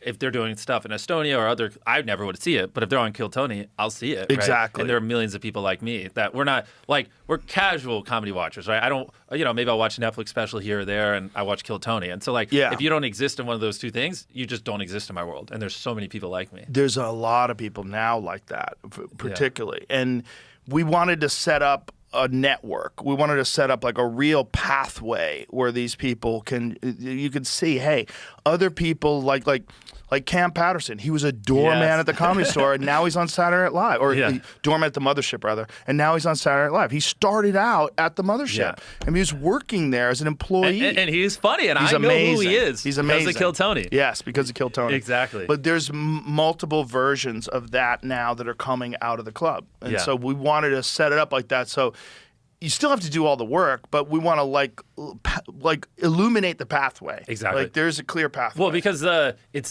different skill sets, right? Like being able to get attention and get in front of people might be a different skill set than being funny and being able to make them laugh and the things that make a great comic. And so it also makes it a little straightforward for people who might be just world-class in-one comics, but they don't know how to scrounge up enough money to travel the world and do all these things and smart enough to figure it out. And so handling that part, because at the end of the day, as a viewer, I just want to watch funny people, right? There's also, you have to be able to see other people who have done it already and how they did it. So because of a guy like Cam Patterson goes from being a doorman at the Mothership to now being on SNL, people see it and they go, it can be done. What did he do? Well, he kept killing every time he got on stage. So that's what I got to do. Exactly. I got to work on my set, really grind it out. And I was with this guy 3 years ago, and now this guy is rich and he's famous. Yeah. This is amazing. He was poor just like me, literally working for, I'm sure you pay well, but yeah. Yeah, but I mean, doing road gigs and doing whatever you can. Guys are barely getting by, but that's the key. It's like you got to know that it's possible. Yeah. And before someone like you became,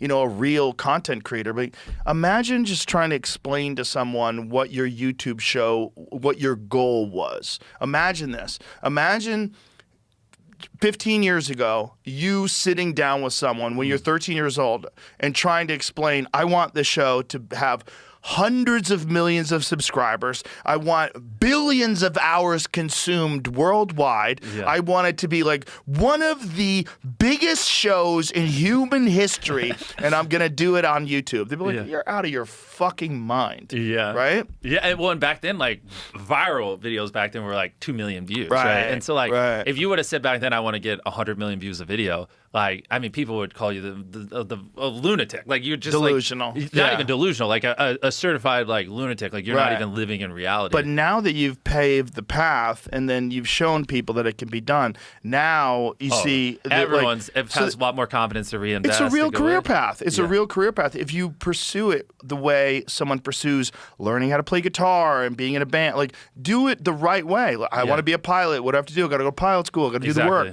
Go through the process. Actually, or I mean, I don't know if it's factually, but it's like millions of people over the next 10 years that will, find a job, being a creator or working for creators, right? I know, Yes. I mean, dozens upon dozens of creators who are hiring dozens of people each. I have 150 open recs in my business. I mean, these creators, hundreds of thousands of people are going to become creators themselves full time, and those creators are going to hire millions of employees over the next, decade or so. So even if which is what I see, a lot of people who try to become a creator who end up failing, they end up being phenomenal, partners or employees for other creators, right? And the space is growing so big, and there's just so much demand for it because not everyone who did stuff in traditional Hollywood, acclimates as well over here. And so there's just so much, like everyone I know just needs like 5 or 6 people. So it's like, it's a pretty useful thing. And it's like almost like the equivalent of getting a college degree, right? If you're a teenager now and you put in 5,000 hours, 500 iterations, you obsess over this thing, blah, blah, you come out the other end. Even if you don't make it as a YouTuber, now you know how to edit. Now you know how to tell a story. Now you have all these character traits, and some other YouTuber will pick you up in a heartbeat.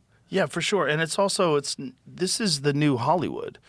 I mean, this is really. I mean, literally now, four of the biggest films came from creators. It's like not even like it is like a factual thing now. Some of the biggest new IPs are coming out of them. Yeah. It's where all the viewership is going. I mean, when I was on this podcast last time, it was probably like 1.8 billion people use YouTube every month. Now it's over 3 billion. You know what I mean? Nuts. It's growing, and it's not slowing down. It's growing more and more and more, which is what I said would happen, last time I was on here, and what I still believe. Like, I don't think these things have peaked. I think they're going to keep growing, and it's just what younger people use. They've never watched television, which is obvious to me and you, but but to some older people who still watch, news and get it through there, it still blows their mind that they're like, they've never used cable, and it's like a 15-year-old right now, outside of watching an NBA game or an NFL game, has never used cable television. They've never even seen it. They don't even fully understand. Wow. They're like sometimes when I'm talking to a younger person, if I'm trying to get a gauge of what do you think of our new video, I'll just ask have you ever watched cable television, to see what they say, and they're like, no, and I'll explain to them that there's 2 to 3 minutes of commercial breaks, kind of like when you watch NBA, but instead of a sporting event, it's entertainment, and they'll be like, why would you do that? Why would you why would you put 3 minutes of ads every 4 minutes? And I'm like, well, that's just how things work. And they're like, why? It's so dumb that they still do it that way. Yeah. Well, it really is so dumb. It makes no sense. Yeah. It makes no sense. You don't have to do it that way. They could probably make as much money through product placement and having an ad at the beginning. Yeah. And doing it, and you probably get more retention. You probably get more views. No one is going to sit and watch CBS. What's even crazier is you would have to pay money to you'd have to pay $50 a month for cable to then have 33% of what you consume be ads, which is a higher ratio than when you watch YouTube, which is free. It's crazy. Kind of wild. And then you wonder why people are moving in hundreds of millions of droves over to this new form. That's just yeah. And then there's podcasts, which is how many podcasts are there now? Oh, millions, obviously, but how many there successful ones? Yeah, obviously there's millions, but I mean, the barrier to entry is the lowest. At least what you're doing is complex. Yeah. You've created a show. You have game shows. You have charity shows. You're giving away stuff. You have a bunch of crazy things you guys do. You have tasks. You have to plan it out. Yeah. Podcasts, you're just sitting down. We talked for 5 minutes before we started this podcast. Yeah. We said hi. Sure. Hey, you look great. What's up? Good to see you. Give me a hug. You gave me some caffeine to get me cracked out, and then we went to let's go. And that's it. So there's zero preparation other than the preparation that the host does beforehand. But if the difference between that kind of preparation, the kind of preparation involved in one of your shows, is fucking immense. Yeah. And so the barrier to entry just to be someone who's a content creator, like a podcaster, is how many podcasts are there? Let's guess. Ooh. How many do you think there are, Jamie? Active podcasts. Yeah, you have to. Active. How many have been uploaded this week? That's what Active. Yeah, still posting on them. Yeah, let's say 7 million or something like that. That's crazy. That's crazy. I would guess 2. Well, active probably 1 million. Please put this. This is what I want to know. How many podcasts were active in 2009? Ooh. Oh. Let's guess that. Okay. Put that into our AI sponsor, Perplexity. Perplexity probably has the answer to that. Wait, they sponsor you guys? Yeah. Is that why you had the founder on recently? Yeah, well, also because he's cool. I talked to him, and we started talking about ancient Hindu mythology. I was like, dude, this got to be a cool guest. I have it downloaded. I haven't listened yet. It's really interesting. He's a fascinating guy. We were talking about these temples in India, and I've been down these multiple rabbit holes about these temples that they carved out of a single 2009, there were 69,000 podcasts. But that's not shit. active. That just means 69 in the Apple's directory. So that means roughly 70,000 people had done one at some point. But then, yeah, I would wager a small percentage were actually active at the time. Still, that's a lot. So that's when I started. So now, what is it now? That I'm curious. Now in 2026, how many podcasts are there? I bet 7 million. Yeah, actually, I'm gonna up my guess. I'm gonna up mine to 10 million. Worldwide. I'm upping mine to 10. What does it say? So since 2009, there were 69,000 versus several million shows today, depending on the database you look at. Okay. But what is the number, though? It says 4.5 to 4.7 million Wow. podcast shows globally as of 2026. You know what I'd be curious of? How many people do content creation full time? I wonder what. No, it says that's to a that. good question. Okay, Yeah. let's figure that out. Yeah, and how many compare people that make the a same time living? frame. Yeah. Let's guess. How many people make a living doing content creation? In 2009 versus now, I'd say 2009 maybe 0. yeah, or 1,000 or something. You? 5,000. No, I was a little kid. I would say 5,000. Okay, maybe 5. Content creation is like a very online content creation. Yeah, through but the social problem media. is that's like bloggers and Yeah, through social media. Yeah. 2009 social media is just coming out, Oh, right? true. You're right. 5,000 is probably. So fine. let's just not even think about that. Let's just think about today. How many people are professional content creators today? Let's guess.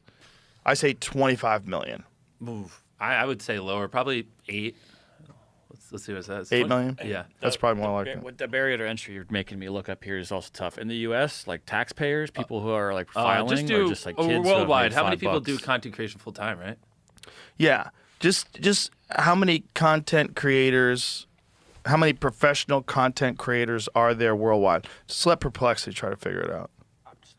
I will, but I'm just like it's. I don't know. I know what it's gonna do. It's not. It's What do you think it's going to do? gonna freak out and it's gonna say there's a lot. Let's see what it says, though. But it's gonna say the same sort of thing. What does professional mean? Okay, people that make a living. They pay their bills off of content creation. It's not a. I know, it's not a great question, but let's just see what it says, just out of curiosity. It might have an answer. How would it know, really? Yeah. Yeah. You don't file your like. It could taxes guess, as content because it creator. guessed there, You're a small 4.5 to business 4.7 owner, or million. you're a producer, It's probably just going to or- look for any database online. 8 to 12 million professional content creators worldwide, depending upon how professional is defined. See. Roughly 200 to 300 million people identify as content creators globally in 2026. Holy shit, man. That's what I Holy mean, like- shit. Are they making money? Are they Right. not? Yeah, Are they this just seems kids, relatively or- like it got the gist though. Yeah, I got it. It yeah. wasn't a problem, Jamie. You were pessimistic. No, but we don't have an answer. No, We have it's Well, right. it's given to us 300 million. rough data. The Yeah. rough data is 8 to 12 million professional content creators. 200, 300 million people identify as content creators. So out of those, which kind of makes sense that, a small percentage of them are going to be able to figure out how to make a living entirely off of it. One analyst estimates that about 4% of creators are professional, meaning they treat content creation as their main job and earn a full-time living. So that makes sense. Yeah. That seems about right. And that's about right with kind of a lot of things. Yeah. There's a bunch of people that try it, and a small amount of people actually, like if you think about how many people, if you go to an open mic night in stand-up comedy, and how many people are actively participating in open mic nights where they visit 1 or 2 open mics a week, and how many will eventually become professional stand-up comedians and make a living off of it, you're probably in the same range of like Yeah. 4% or something like that. Probably less. Yeah, it makes sense. Yeah. But the interesting part is that number is going to keep skyrocketing year over year. I don't Yeah. see any signs that any of this stuff is slowing down. And so, Especially if people see that this is a real path. This isn't a pie in the sky dream. There's a lot of I mean, at this point, if they don't see it, then I mean, Yeah. I don't know what to tell you. I mean, I'm literally spending hundreds of millions of dollars a year, or investing hundreds of millions of dollars a year into content. And so, I mean, it shows what the upper bounds look like. Well, you're really wise in that regard, is that you spend so much money dumping it back into the business. And by doing that, your content is just so much more advanced than anybody else's. And that's such a big risk, because a lot of people would say, I'm making all this money. Who knows when this is going to end? Let me squirrel this away and make sure that I've got money saved up forever. You just like, fuck it. Let's just spend Let's it. go hard. Well, it's what I used to call the creators would back in the day reach like 5 million subscribers, And then it was a real inflection point that I would notice where they'd either keep growing or that's where they'd start to teeter off, because it's around the time where they'd start to make good money. And it's either like, okay, now they have a house, they have a car paid off. And like the ones that were really money motivated, they kind of got that security. And so that burning fire that was pushing them to do crazy things, like kind of started to die off. And like, it's like the Fermi paradox. Like for quite a few people, it's around that range is where you see like your favorite creators start to get lazy, upload less, not put as much effort and not care as much. And so, but yeah, I never really had any of that. I just like, I mean, like I probably talked about last time we were on here, I used to live in an apartment that I would share that was $720 a month. So like $360 rent. And I drove a 2006 Dodge Durango that cost a couple $1,000, and I just didn't have any liabilities. So I was just like, screw it. I'll just keep my lifestyle cheap so I can just reinvest it all. And, God, but that's so wise. Most people don't do that. And most people don't have the discipline to work as much as you do. Well, and the harder part, too, is when you have the pressure of your parents and stuff. And I don't know, I'm weird. Like when my mom would, I mean, as sad as it sounds, like she would literally cry sometimes and be like, man, I'm just so worried you're going to lose everything. Like, what if these videos stop getting views? And I don't know what would come over me, but I'd be like, it'll be fine, Mom. Don't worry. And I just like very calmly just say it to her. I wouldn't argue with her. I'd be like, just have faith. Like, well, you were right. I know, and we're great now. But it's up to parents. Parents always worry about their kids. Exactly. So I don't think it's like she was doing anything wrong. By all purposes, like she was doing the right thing. It's just so you also have to overcome that pressure as well, because there's so many forces around you where even if you believe in yourself, all it takes is one person like saying something like that puts self-doubt in you, and then you're like, okay, But that's where I'm a big believer. If you really want it, just keep your liabilities low, like live below your means, and that way it's like, it's a little easier to be riskier if you aren't, have all these things you got to afford, because what really changes if you fail? That's definitely smart. But there's something happens also to people where just the constant grind of work, it diminishes their enthusiasm and they lose their perspective. They lose this perspective of, God, you're so fortunate to be able to do this. Yeah. You're so fortunate. Exactly. And people just get really complacent. It's so easy for people to just forget how fortunate they are to be able to do what they're doing. Yeah. And I'll admit it. Sometimes I get hit with that where, it'll be a late day of shooting and I'm in an airport and, a bunch of people are following me around and filming me. And I'm like, and you get those thoughts in your head where it's like, is this really the life I wanted? And you like start to like be like, you kind of regret your decisions. But then you got to like snap out of it and you're like, okay, like the small subset of time, it might be brutal, but for the most part, I'm doing dope stuff. Like I'm in the pyramids, I'm in the Roman Colosseum, I'm doing like beautiful, amazing things. And I get to entertain and help people. And it's like, and you just have to, I think it's very important you're around people who like, if you have a group of people around you who, when you get in those negative thought loops, encourage it and help you spiral, then it's bad. But if you have people who are, and which, not everyone in my position has like people who are, willing to tell them how it is, right? Who are just like, bro, grow up. Like, it's fine. This will be done in 20 minutes and then, your life's pretty good. Like, you don't, it's like it's a weird thing. Like you really, cause like I've had some of those conversations with people where I give them the perspective and I can tell like they haven't had that perspective fed to them in a very long time. And you can like see it in their eyes. They'll be like, yeah, you're right. And it's like, yeah, you really need some like better people around you, because you feel like you're like spiraling in these like really weird thoughts. But like if you look at it objectively, it's not as bad as you think. That's the really difficult resource to acquire, is being around positive people, powerful people, people that really get things done, and people that are motivating, and people that are really exciting. That's because so many people half-ass things. So many people do just enough, just barely enough. Yep. You're supposed to go all the way. You go 3/4 of the way. You know, so many people just they don't. But if you're around someone who really gets after it and really is enthusiastic and really is powerful and very positive, then it's contagious. It literally is. It's infectious, and it makes something mundane honestly fun too. Yeah. And especially if you respect each other, then it just like it really compounds. And so important. Like even at this stage, like I say, for newer, younger entrepreneurs or people trying to be content creators or friend groups, everything, even at the stage I'm at, it really is, because you are like, you think, speak, talk, act like the people you're around. And like they say, show me the 5 people you're around the most, I'll show you what your future is. And it applies at every level, Yeah. And so you just My have friend to always Brian be conscious. Simpson has a great saying. He says, you can't be your own boss and be a shitty employee. Wait, elaborate on that. So if you work for yourself, if like you're the one who's out there doing it, like, so you don't work for anybody, but you also can't be a fucking lazy half-ass employee. He's like, you can't be both things. He goes, if you're going to be your own boss, you better be a great employee. And I was like, oh shit, like you can't be your own boss and a shitty employee. Yeah. Like if you are going to work for yourself, You got to get some shit done because that's a very rare position to be a person that works for themselves. Yeah. Do the thing you actually love to do. Yeah. And I think one of the things that's really powerful about this time, as opposed to any other time in history, is that there's so many conversations like this, where you get to hear from a guy like you who is doing that. So people, young people who are listening to this right now, they listen to you like, this fucking MrBeast is just getting after it, man. I want to do that. And instead of like hanging out with your friend who just gets stoned and plays Call of Duty all day and is always complaining about everything in his life, but meanwhile he doesn't do anything. You're like, that's not how I want to think and behave.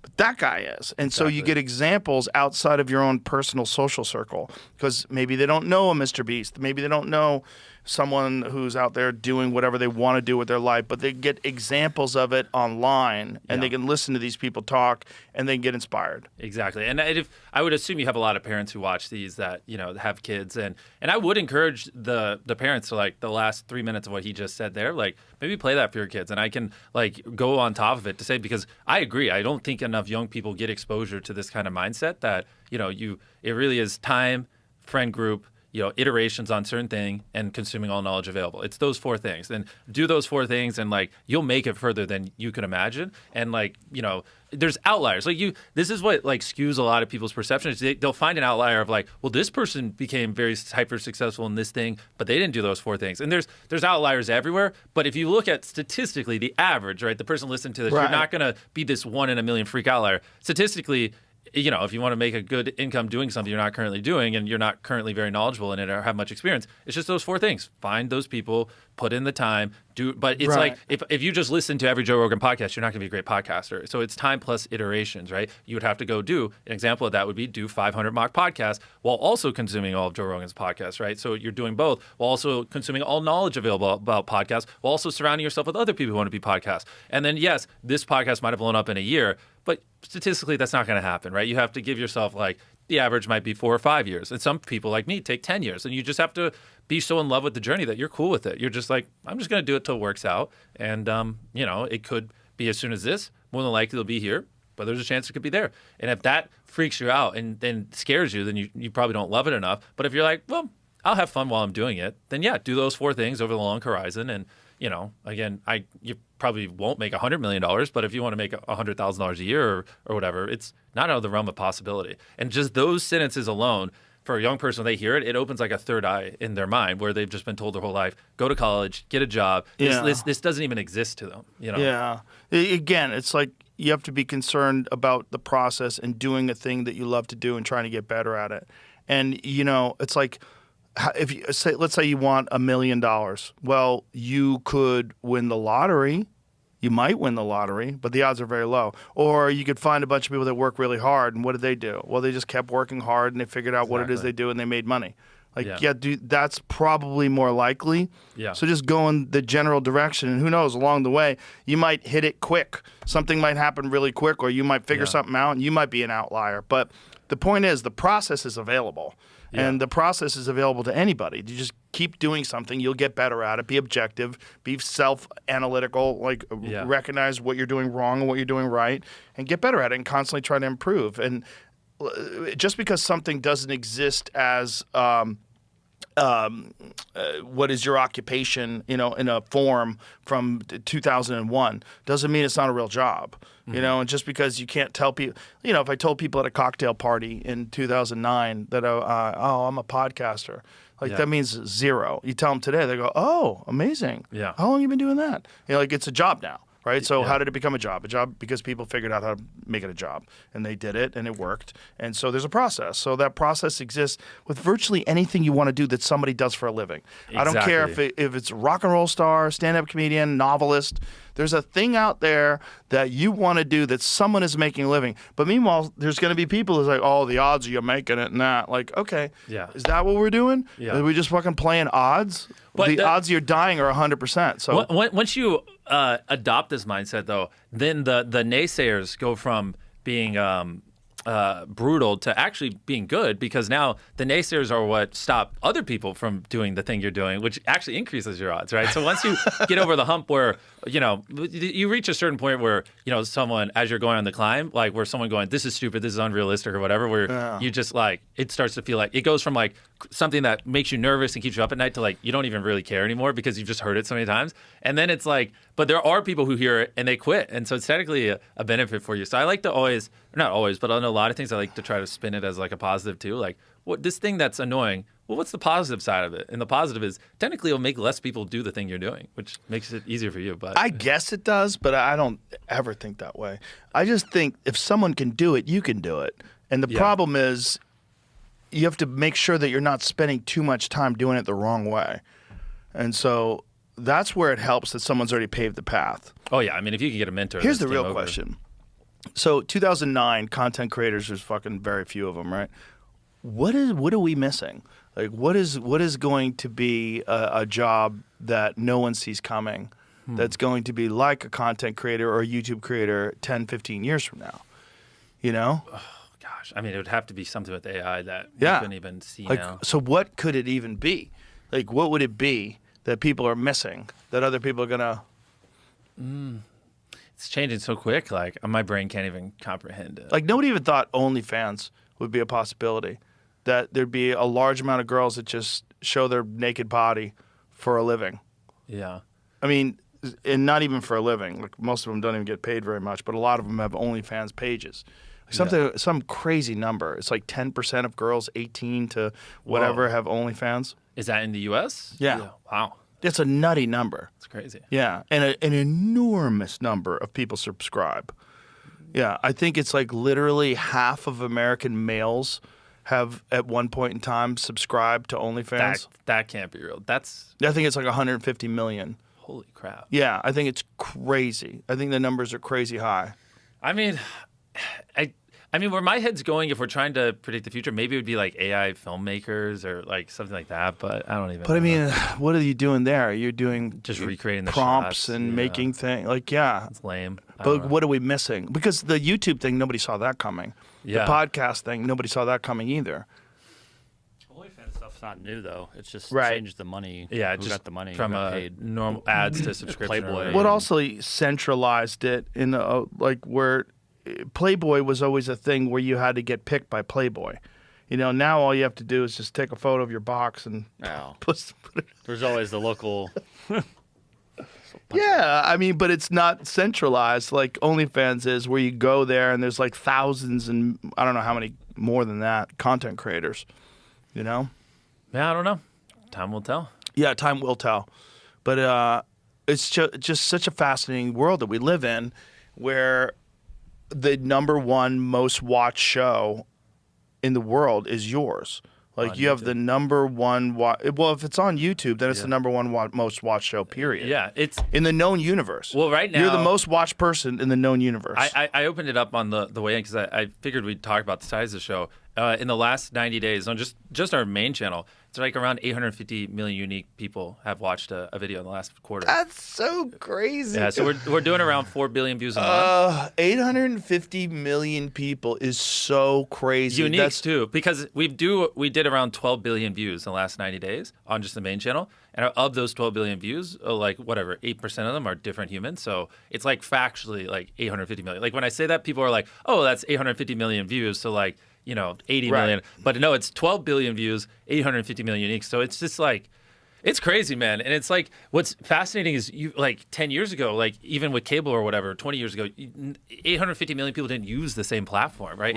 It's like you wouldn't have even been able to reach that many people, even if you were the biggest in anything. It's like a very interesting time where essentially as internet usage grows worldwide, outside of China, so does YouTube usage. Because if you Google something, YouTube pops up. Or now if you're Geminiing something, they'll eventually have YouTube. Or if you buy an Android phone, which most phones have their operating system, YouTube's there. So like everyone just, as you use the internet, you end up on YouTube. And so that's why, even though it's whatever, theoretically 3.2 billion monthly active users, I would be shocked if they didn't hit 4 billion in a couple of years and then keep growing. Like it shows no signs of stopping as the internet's growing. And so it's like, to be number one on this platform that is basically mirrored to the internet is like, it's crazy. It's a really wild opportunity. And because it's a platform where anyone can upload, the variety of content is extraordinary. Yeah. Because there's no gatekeepers. Like, a lot of it's trash and nonsense, but there's so many interesting shows. Yeah. There's so many.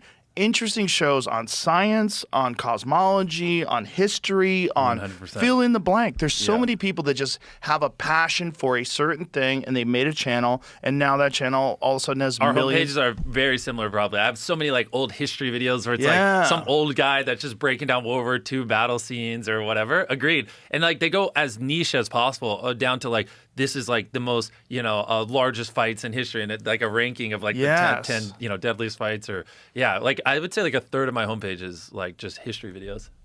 What does it say here? YouTube uploads, users upload roughly 500 hours of video every minute. Okay, not to be that guy. That's very outdated, I believe, but maybe or actually no. Sorry. So people watch 1 billion hours a day on YouTube, I believe. So this is upload. Never mind. This might be accurate. So 500 hours of video every minute. 30,000 hours per hour uploaded. 720,000 hours are uploaded per day. Watching just one day's new uploads would take over 82 years. Dang. Whoa. YouTube. Well, this is the 20 million videos uploaded a day that's quoting. That was probably before Shorts. I bet you now that so many people are posting, Shorts, it's probably like way higher now. That's nuts. But I mean, but what we're talking about, like having a platform like that where anybody can upload anything. Yeah. It just makes the variety so intense. Yeah. Like there's anything you want to watch, any video you want to watch on nature, any video you want to watch on, you have a question about science, just put it in there. And there's some guy who's got a fucking 1.5 hour lecture on it. Exactly. It's nuts. And that's the beauty, to tie everything together as like a bow. That's why you can learn anything, and you can do anything you want for a living for the most part if you allocate the time, because it's all there. There's literally on YouTube Harvard classes that are recorded. Yeah. The same thing you would go into crippling debt to attend is literally there for free, right? Yeah. It's all there. All knowledge is available there. And if it's not easy, right? No one's laying out like how you're doing at the mothership. Here's A to Z on how you could become a Cam Patterson. It's not necessarily there, which is why it's hard. But you can, all the ingredients are there. You just have to go collect it, put them together, and put in the work to get A to Z. Z being, the career you want to do. It's because all the knowledge is there. Even I've literally gone on podcasts countless times and said everything I know about YouTube with no gatekeeping whatsoever. I've literally had people. Where was it? I was in some gym. I think it was in LA or whatever, in between shoots, just working out. And a guy literally came up to me, and no idea who he is, but he's like, I have 3 million subscribers on YouTube. I started like 18 months ago, and like I just listened to one of your podcasts, and I just did like exactly what you said. And I got a friend group. I started obsessing over it, and and I did like these analytical things, and I just like quit my job a couple months ago, and I was like, no shot, this is like a coincidence. You're like tracking me or anything. He's like, no. And he's in gym clothes, sweaty. He's like, I was just running on the treadmill, and I just wanted to tell you that. Like, I literally just quit my job, and I'm making more money because I just listened to one of your podcasts. And I was like, whoa. And it was crazy. But I've had experiences like that countless times where like these things, which is why I'm so passionate about sharing it, like opens people's minds. And he's like, yeah, I didn't realize that was a possibility in life, Well, that's you're coming from life with a perspective of feast, not famine. Yeah. And that's the good thing about it, that there's enough opportunity for everybody. And I have a contrarian view on that, because a lot of creators do see other creators as competitors, but I've always been like if someone's doing well, I don't get threatened. I'm like, yo, let's just film together. Like collaborators, not competitors. Like there's literally trillions of views going around. If you think this person getting an extra, even if they crush it, billion views a year, has any impact on me, like you're crazy. It has no impact. You know what I mean? People are sometimes spending 4 or 5 hours, a day consuming content, right? They watch their little 20-minute video, that they upload every 2 weeks. No impact whatsoever. And so I think and I was really the first person to kind of adopt that mindset, and more people are doing it now. But yeah, that's why I go and share everything, like literally to a T. And like I'll help people make, some people end up making millions of dollars that I've helped mentored. And I'm just like, yeah, it's just fun, because they always ask me like, why are you doing it? I'm like, why not? You know what I mean? What's the downside? It's only positive. It's an abundance mindset. And that, I think the internet encourages that, fortunately. Because television is the opposite of that. So television, the problem was there was only a certain amount of slots. So if the MrBeast show was on NBC, and then there was another guy who was on CBS, he might also be at 8 p.m. on Wednesdays. You're like, fuck that guy. Yeah, true. I'm not going to give him my secrets. Yes, you would never. Yeah. But because the fact that YouTube is available literally to anybody, and the amount of people that are viewing it is so immense, It's an abundance, and Yeah. you treat it like that, and it actually just makes you grow. Exactly. So it's awesome. Because man. also, if you share with people, they'll share with you. And there's no one who will, at this point in my career, be able to go tell me something that will make me 10% better. But there are infinite amounts of people that can make me a better storyteller or better, at leader, or better communicator, or better at set design. And it's like, it's more about grabbing those 0.1% here and there and like adding them together. And so like, sometimes I'll give someone something that, might fundamentally change everything for them, but then they'll teach me something very small. And I'm like, oh, that's actually very useful. And if I retain it, I could see how, that would be really cool on the set design, on how we could do a background, or like, hey, after X amount of feet, you don't need as much detail. So now we can put more time into like the detailed stuff up front. But, and sometimes I was being too particular on things really far. Like, it's all these little things that you just accumulate over being around different people with different expertise. And you just have to you just have to some people don't see the value in that kind of stuff, but you can learn anything, or you can learn something from almost anyone. And I do believe that, because everyone has like different things and different experiences and stuff like that, especially as a content creator, because you're also making content for millions of people. So even just learning, what a normal person is going through, or what their life is like, is helpful for being able to relate with them and through the content, or make something that is interesting to them. So if you approach people like that, where it's like, I can learn something from you no matter who it is, it's also, I feel like not many people take that approach either. Fuck yeah, dude. I think your approach is very valuable for a lot of people to hear, and very valuable for young people to hear. Because if they just follow those principles and just follow your passion and really be disciplined and focused, you could do a lot of things in this life. Exactly. You could be like Jimmy. You could. Probably not. Statistically not. But could Statistically you be, not. Could you be a person with a couple less zeros and all the numbers? Of course. Yeah, and also just be enjoying your life, because you're doing something you want. You're actually creating something. Yeah. And something you'd be proud of, and something that people enjoy. And that makes you feel good, that people are enjoying your work. Yeah. And speaking of something you're proud of, so since the last time I was on here, a big thing I've been working on is, are you aware of how many kids are like working illegal child labor on cacao farms? I think last time I was on here, we talked about how I sell chocolate. Yes. Yeah. Do you know that there's over 1 million kids that work in illegal child labor on cacao farms? Wow. Yeah. Where? In West Africa. So Cote d'Ivoire and Ghana, which is where like majority of the world's cacao comes from. That's there's rampant child labor. You can ask Perplexity. I'd love for you to pull up data so we can see it, that I'm not just making it up. And when I think when I last came on here, it was right after I started a chocolate company, and I had no idea like how bad it was. And the last few years, I've been trying to figure out how we can build our own supply chain where we can actually get kids out of illegal child labor. And it's like really, I don't know if you're interested in it, but there's like a lot of stuff I'd love to share on that. No, that's very cool. Yeah. So basically, if it just ask Perplexity, how many kids work in child labor in West Africa on cacao farms? Right here, 1.5 to 1.8 million people or children. Yeah, it's pretty wild, and I had no idea. And like it's like been like this for decades, and so it's so normalized in the chocolate industry that when I would talk to other people who work at chocolate companies or execs, they're just like, yeah, it just kind of is what it is. It's how it works. And so that's just how they get their chocolate, period. Yeah. I mean, it's not all the labor. It's around, 46% of the labor.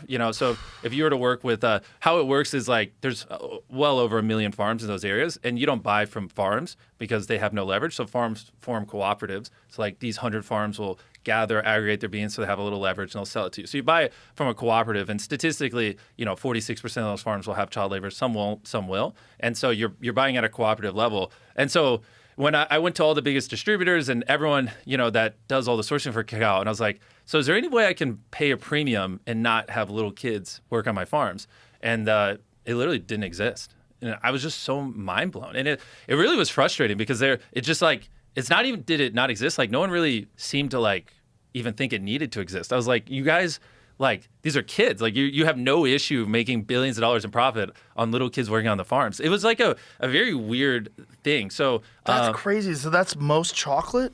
Well, majority of the world's cacao, as you saw, comes from West Africa. So, I mean, holy shit, man. Yeah, I know. And so that's what I'm thousands of hours deep into this. And so I met a different company called Tony Chocolonely, who is like a reporter who, started talking about this. And wait a minute, his name is Chocolonely? Tony, but the chocolate brand is Tony Chocolonely. Oh. They did ethical sourcing, and I spent a lot of time learning from them. And like I've just been on this journey with Feastables. Is how can we ethically source, Feastables cacao? And so we actually, this is a fun thing I've never said publicly. So we we started working with certain farms. But then I started around 7 months ago a big case study where we went to 5 villages that the average child labor there was like 45%. So 45% of the labor on the farms in these villages was illegal child labor.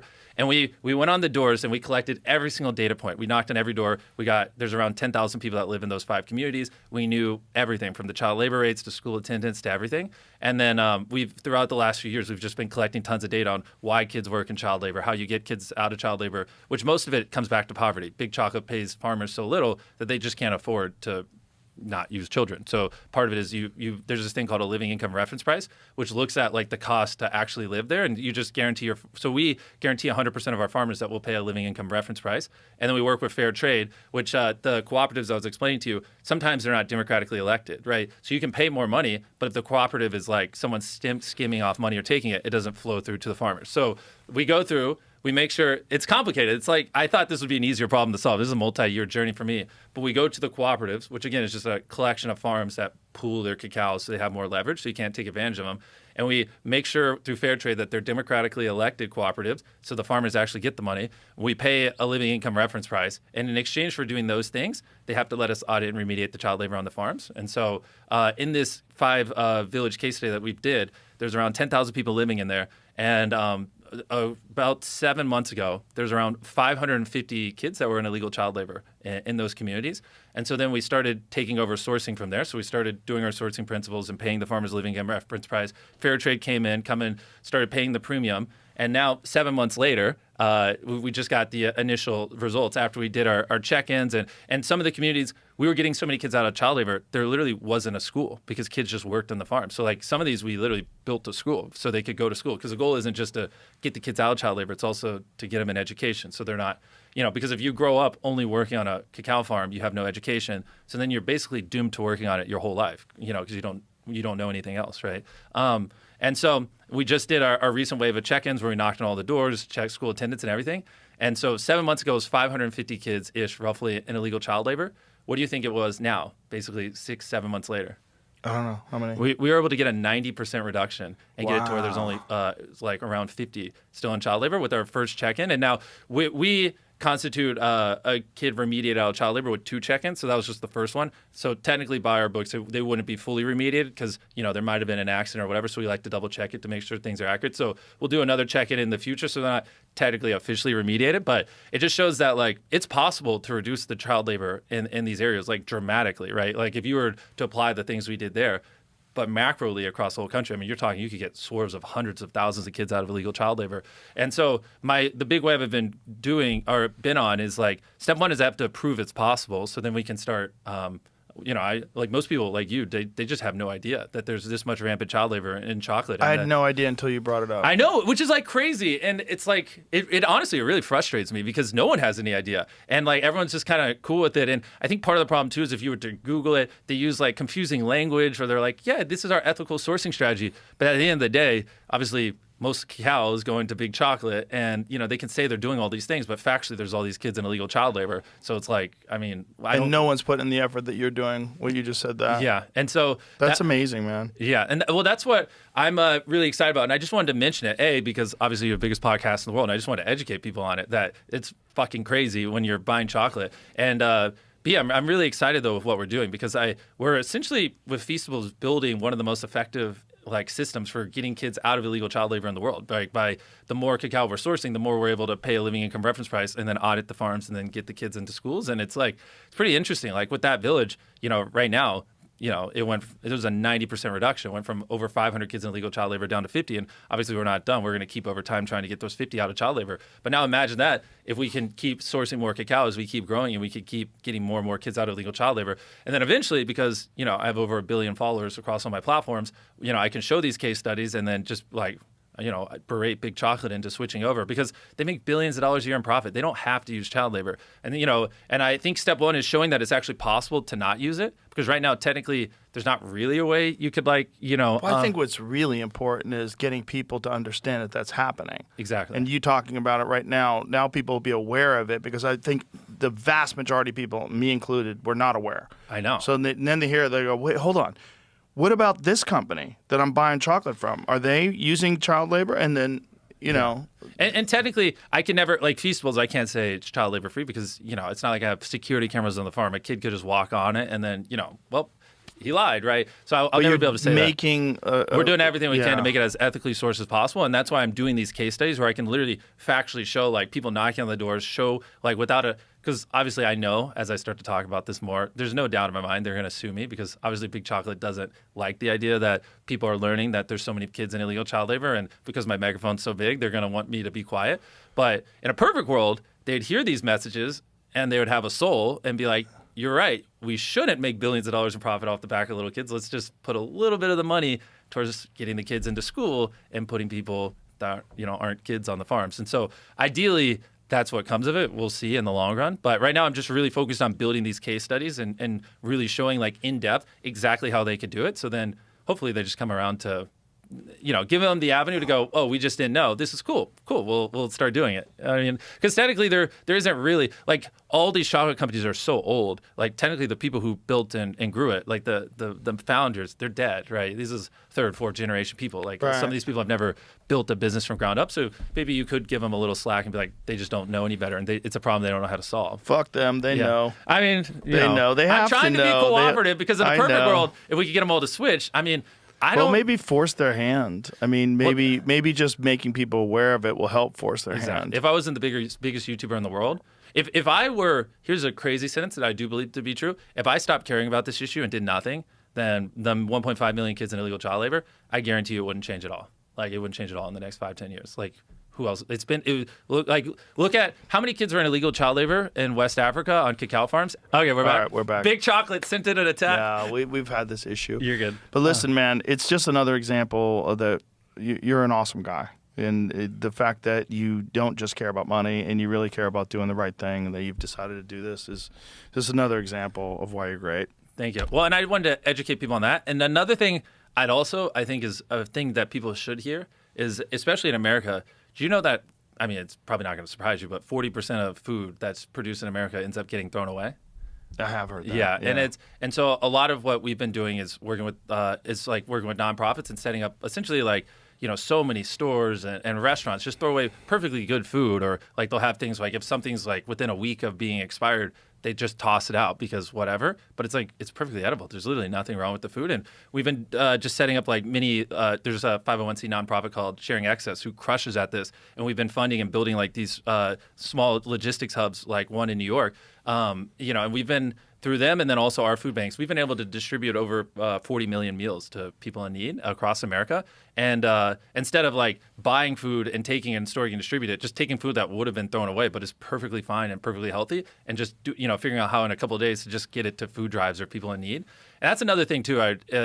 Illegal child labor and cacao and that are like two things that I feel like people should just be aware of because it's a very solvable thing. You know what I mean? Like if you work at a retailer, I'm sure a lot of people here do, that throws away perfectly good food because they're like, they never want to run a risk of something being bad on the shelf, so they'll preemptively throw it away. Just call a local nonprofit and be like, hey, every week we tend to throw away food around this time. Come pick it up. Like little tweaks like that is like so simple, but would feed so many people in need and save us so much money. You know, and I feel like it's kind of a no-brainer. And I've literally seen it in effect. Like we're opening up another facility that, over the next 12 months should be able to distribute around 10 million pounds of food. So whatever that is, maybe like 7 million meals. And it's like just taking food that would have been thrown away. And it's kind of like mind-blowing that in America, like more people aren't aware of that because it's a very solvable thing, to be honest. I think there's so many people that are only concentrating on what's going to make them money.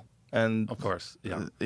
It's very rare that someone like you thinks about greater good and actually puts a lot of effort. But in this case, that one doesn't even cost you money. We're just talking about, instead of putting it in a dumpster, put it in a truck. But the effort to well, maybe one of you, if you're a Walmart or I don't even know, but some random store owner listening to this, just consider it. Don't throw the food away. You're an awesome guy, Jimmy. Thank you. Thank you for being here, man. It was really great. Fun. I really appreciate it. Yeah, bro. Congratulations. And we got to make the zombie show. We'll do it. We're doing it. Yeah, I think we should do it. I'll handle all the work and stuff, but you got to think about it some more too. Yeah. I'm gonna bounce this around because I got excited. Yeah. I think there's something to it. Next time you see me and Joe together, it's gonna be fighting off some zombies. All right. Sounds good. Thank you. It was awesome. Thanks for having me. Oh, my pleasure. Thank you. Bye, everybody.